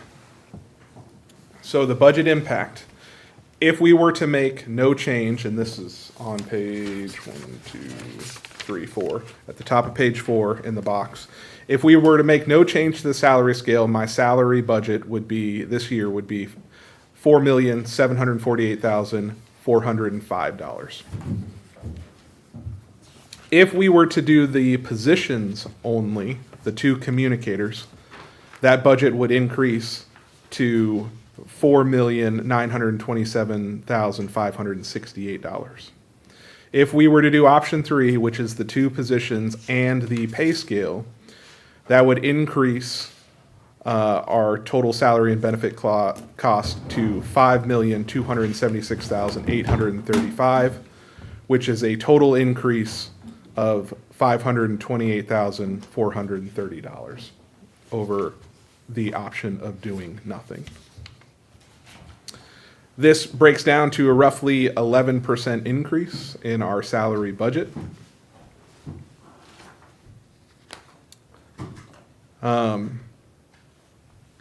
So is there any questions on that before I get into the implementation and some of the things that we are going to do to make that number a little bit more palatable? Could you quickly take the number of 5,276,835 and then run it over here to the auditor's budget schedule? One thing that I will say is that this number, option 3, was included in the auditor's budget and as approved. So our budget, as presented to you today, includes option 3. Okay. Is that I thought I was doing option 2, to be honest with you. okay? But that's what you told me. The 2 So, positions? Yeah, Okay. so, my bad. Okay, so if we looked over at page 120 of the budget book at the last 2 columns, either department request or budget officer, those salaries or those costs are captured in about 3 or 4 different accounts, right? Correct. 2,700,000, 200,000, $1,000,001. One thing you're changing is you're getting rid of the holiday time and rolling that Yeah, so into, I haven't gotten there yet. Okay, I got you. I'm just trying to take this and lay it over here. So the budget as presented and approved. Now, you thought we were doing, Recommended, well, recommended. The budget as recommended includes option 3. Now, the difference is there were 3 different options as far as how far we were going to adjust the pay. So we pick the middle option, and that's where I was yes, that's where you're confused. confused. Okay. So option two, the option two that you're speaking of is different than the option two presented here. So the 5276835 is in the recommended budget for 2025, as presented to you. Okay. All I have So, to say though, my intent was to treat you, or put Sure. in like I've done every Sure. other department, just Gotcha. current salaries plus COLA. Sure. And I thought, when you said option two, I thought that's what we were. Sure. I thought that's what I was doing, yeah. Okay. Right. Okay. But it's all subject to their Yep. approval anyway, Yep. so. So, in order to offset this a little bit, one of the things that we are proposing is to eliminate holiday double pay. Currently, EMS employees and the EMS department, we have our own list of holidays. And on those holidays, we pay every full-time employee double time when they work that holiday. That is inconsistent with other county departments. That cost is a $155,000 budget line in previous budgets. We are proposing to eliminate that and go back to what other county departments are doing, and that is offering those full-time employees who work on the holiday 12 hours of vacation in addition to their normal hourly pay. So it would be time and a half, but the half compensation would be 12 hours in vacation. That would eliminate $155,000 from our salary line as presented in previous years. So really, the total increase for this year is 528,430 minus $155,000, if approved as presented. You're saying 12 hours vacation, do you really mean 12 hours holiday as opposed to the vacation? Are you asking to put it in the vacation line? My understanding is that everybody else was receiving vacation. If that's incorrect, No, it's holiday buy-up, but we get currently, on 1/1, we get 8 hours of float that goes into the vacation. Everything else goes into holiday. our proposal would be is that we want to follow the county practice That's what I thought you had said. across the board. So we want to do away with our own separate holiday schedule. We want to follow what everybody else is doing. Whether it's the sheriff's department, whether it's Pringer Center, whatever it may be, we want to receive the same holiday And that's an compensation. 8-hour number, not 12. The sheriff receives 12 though, right? That I don't know. It's 12, my understanding is the equivalent of time and a half. That's what I was gonna say, it's time and a half, right? Yes, So if you're working it, you get 12 hours of correct. leave, whether you call it annual leave or vacation. Vacation leave or whatever it may be, yes. So, so your Need to double page check that. 5, total increase, option 3 of 528,430 is lessened by We'll look into it. 155,000 per this proposed change. Yes. So the new number is 373,430. Mhm. no, it would be just the same amount of time. You're right, it's not time and a half for. Yeah, it's not So if you paid at work- time and a half unless they've already kicked over 40, Work a 12-hour which shift, EMS you get usually would. 12 hours of vacation leave, not 18. Right? Right? Sorry, run that back. So if you work a 12-hour shift, you get 12 hours of vacation or holiday. Our folks only work 24-hour shifts, so they would receive 12 hours if they worked the entire 24-hour shift, which Okay. would be time and a half. Okay. Yeah, that makes sense. Does that make sense to you? No, but on paper, I think it will. I'll get my crayons out after Yeah. we go over it. Thank you. I might have to buy some new ones. I might have ate them other ones, so. So this goes on to talk, I've gamed this out to the point of where if everybody in 10 years were to reach step 10, and, that number, if everybody were to move from the bottom of the pay scale to being at the top of the pay scale at the same time, it's about $1 million delta. If we talk about $1 million over 10 years with increase in sales tax, increase in fees for service, that's a very small number. If we were to have everybody at the top of the pay scale, it's very sustainable. From my position, I feel like this is a very responsible plan. It addresses numerous problems that we've been encountering, and it's sustainable. So what happens at year 10? I guess, you said it freezes, it stops. Mhm. Why the hell would I stay here then? I mean, that'd be the people I'd wanna keep, so. Guess Because- that's one of them I'm struggling with. Because at year 10, you know, when you look at that year 10 pay number, it is substantially higher than a lot of our competitive agencies, where you would have to go and then restart over somewhere on the pay scale. Even if they brought you over at a lateral rate, you'd still probably be making more here. So you're raising it, okay, you had a 7.35% number in here. Was that just to start off?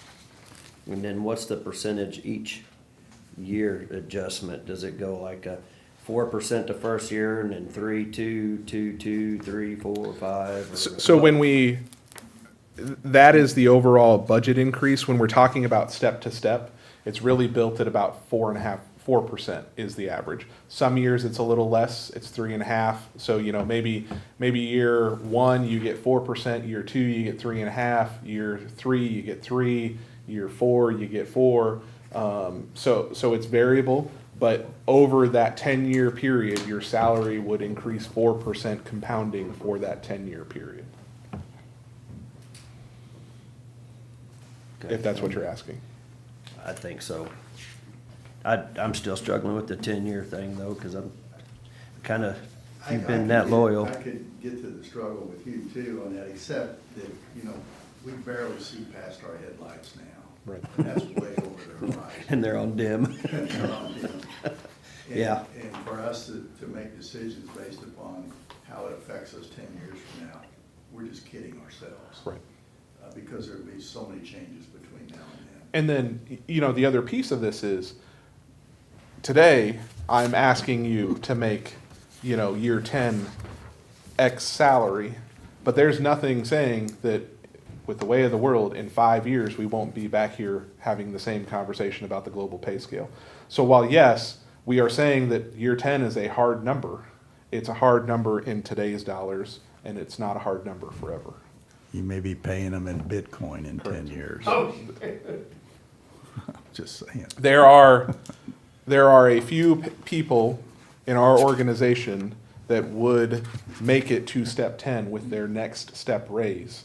And I believe that that is a very gracious salary increase, and that they would be very happy with those numbers, even if it means that they won't be eligible for a step raise for a few years.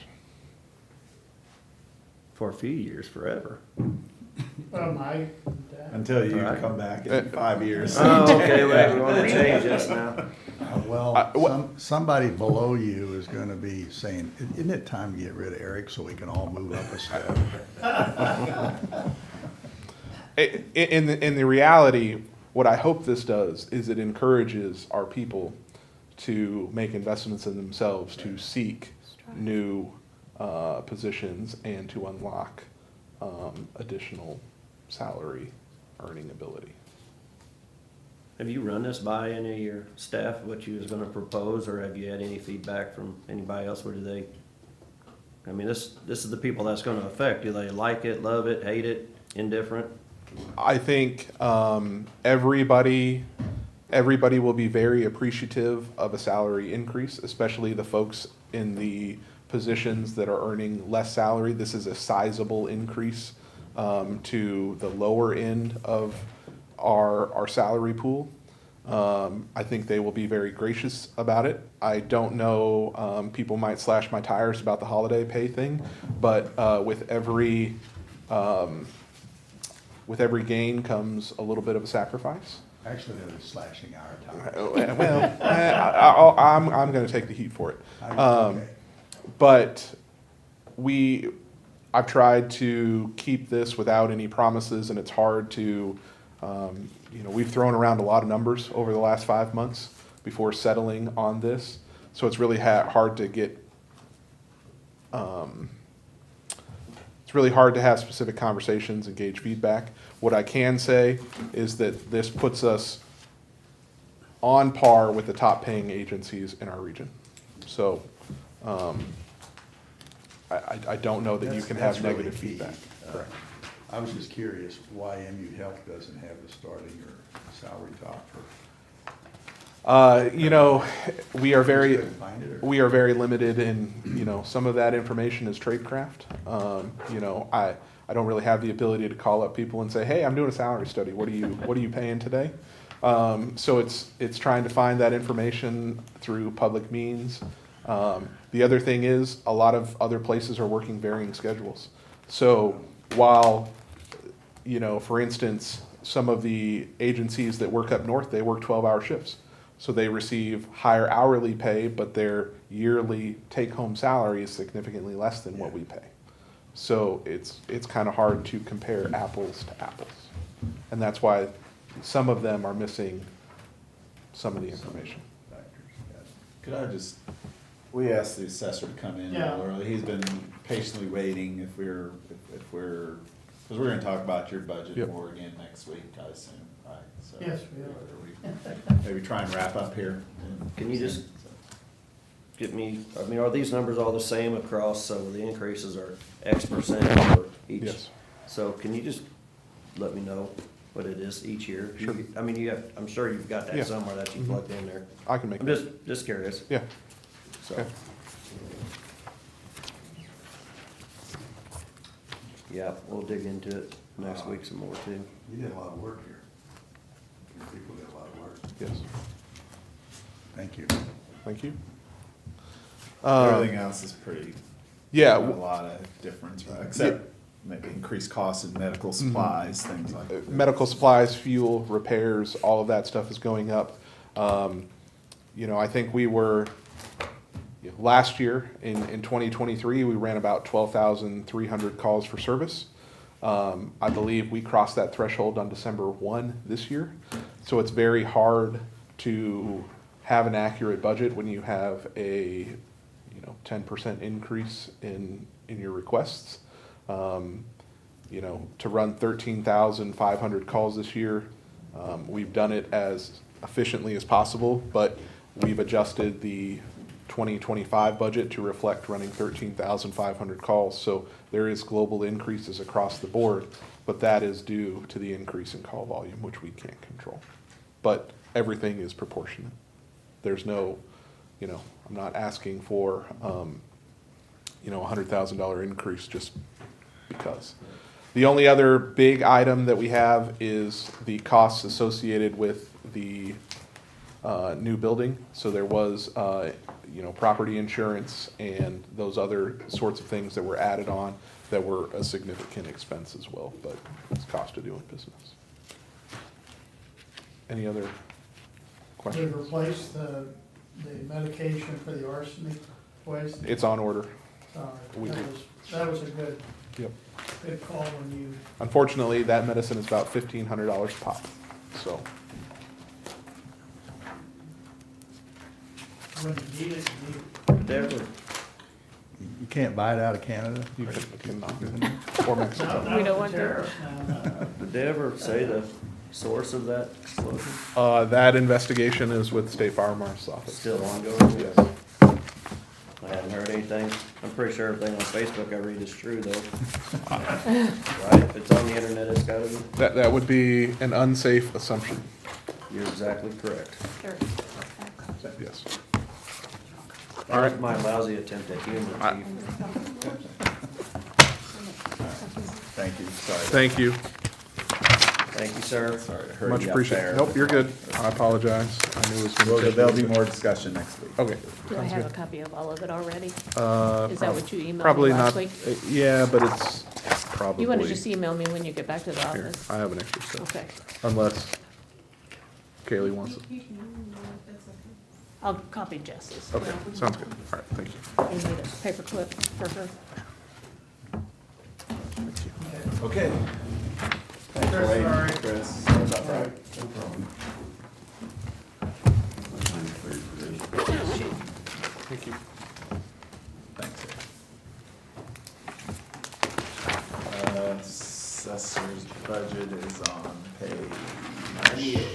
98. Okay.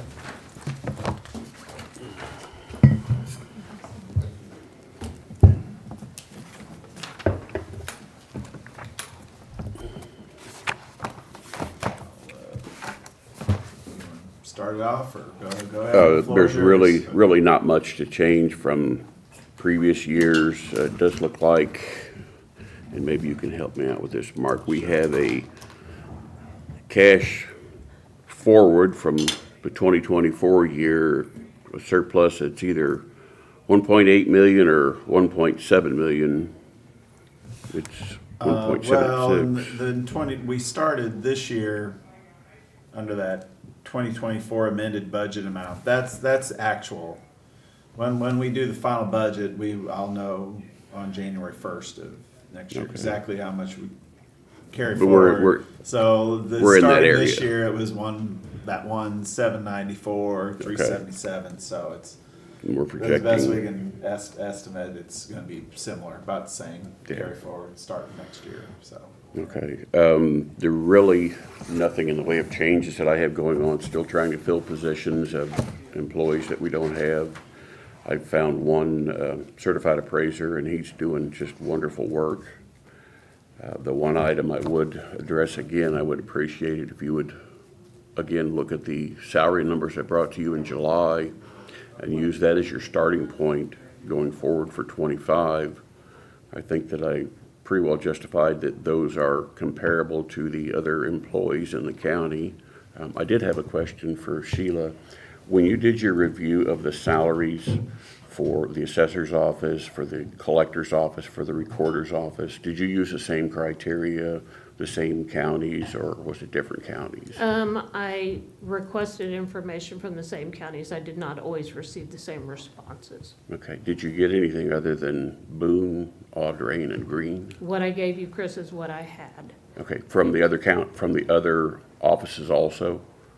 Yeah, 'Cause I what I didn't gave you receive- is the information I have. Okay, all I got was in reference to the assessor's office and those positions, and some of that information came after, or you received it after the hearing that we had. Some of it was reiterated, and for additional information, I believe Jill has addressed the fact that there is a fee that would have to be paid for the additional gathering of information.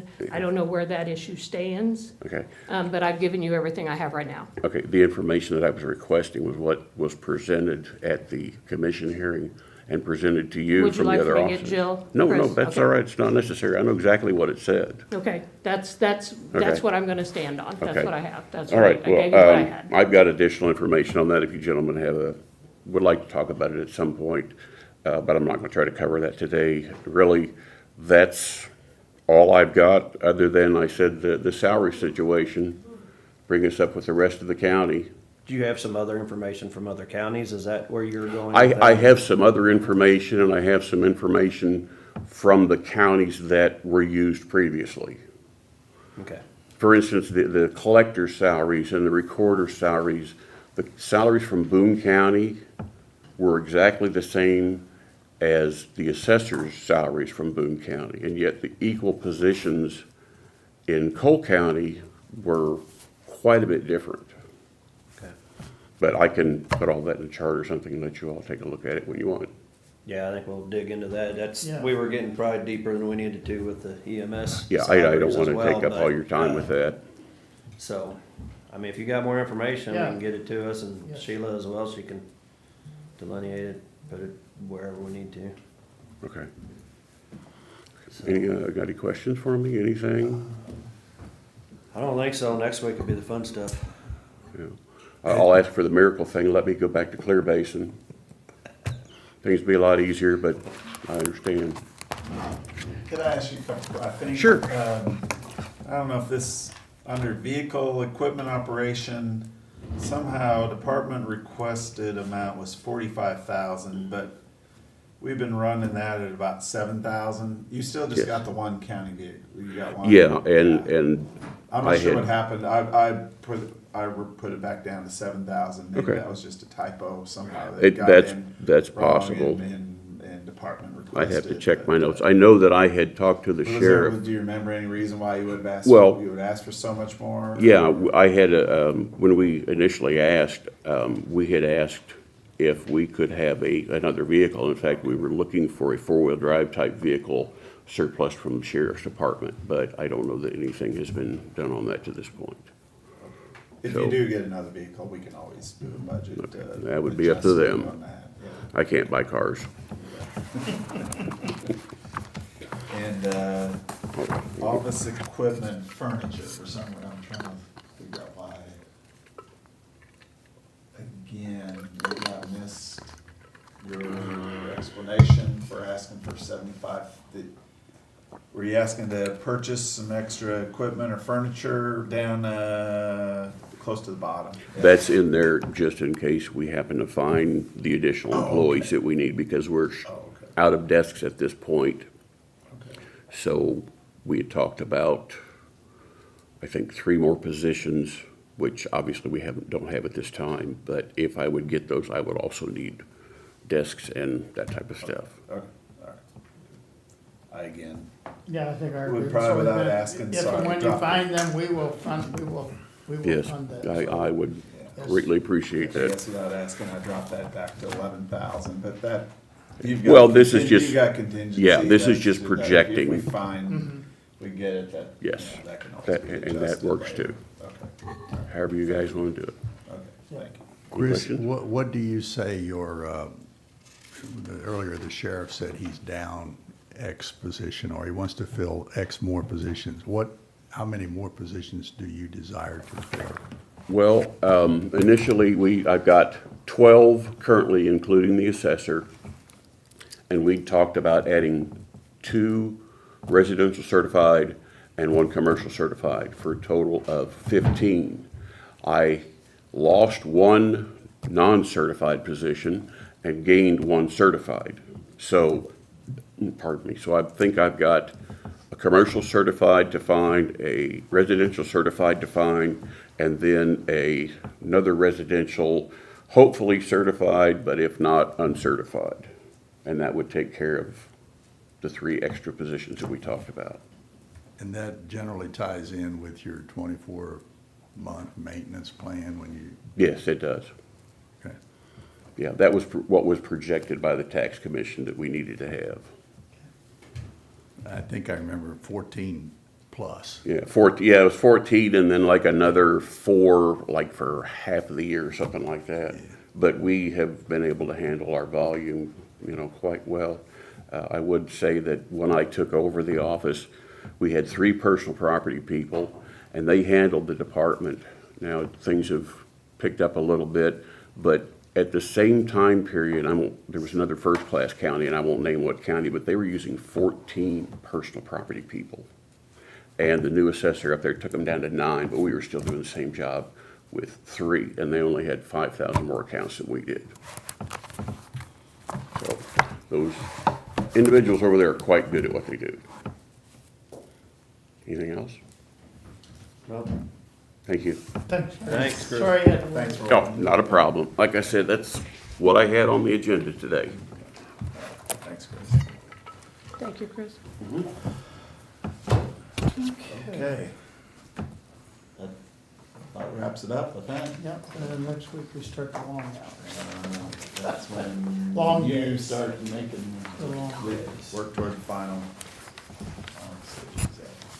Okay. Okay. I'm good, I'm done.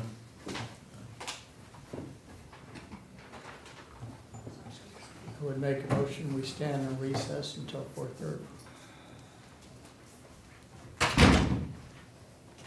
That was a motion? Yes. I thought we'd filibuster this for a while. I think he's in a hurry. I'll second. All- right, you got something. All in favor? Aye. Abstain. Comes in late. Here for. Messes up the vote. Hey, it's too cold outside to do anything, so. That's tomorrow, we're supposed to. Yes, very cold all day long. I was gonna say, we gotta get Dawn in here to stop recording. Stop the She clock. read my mind. Yes, I did. I want to change my vote from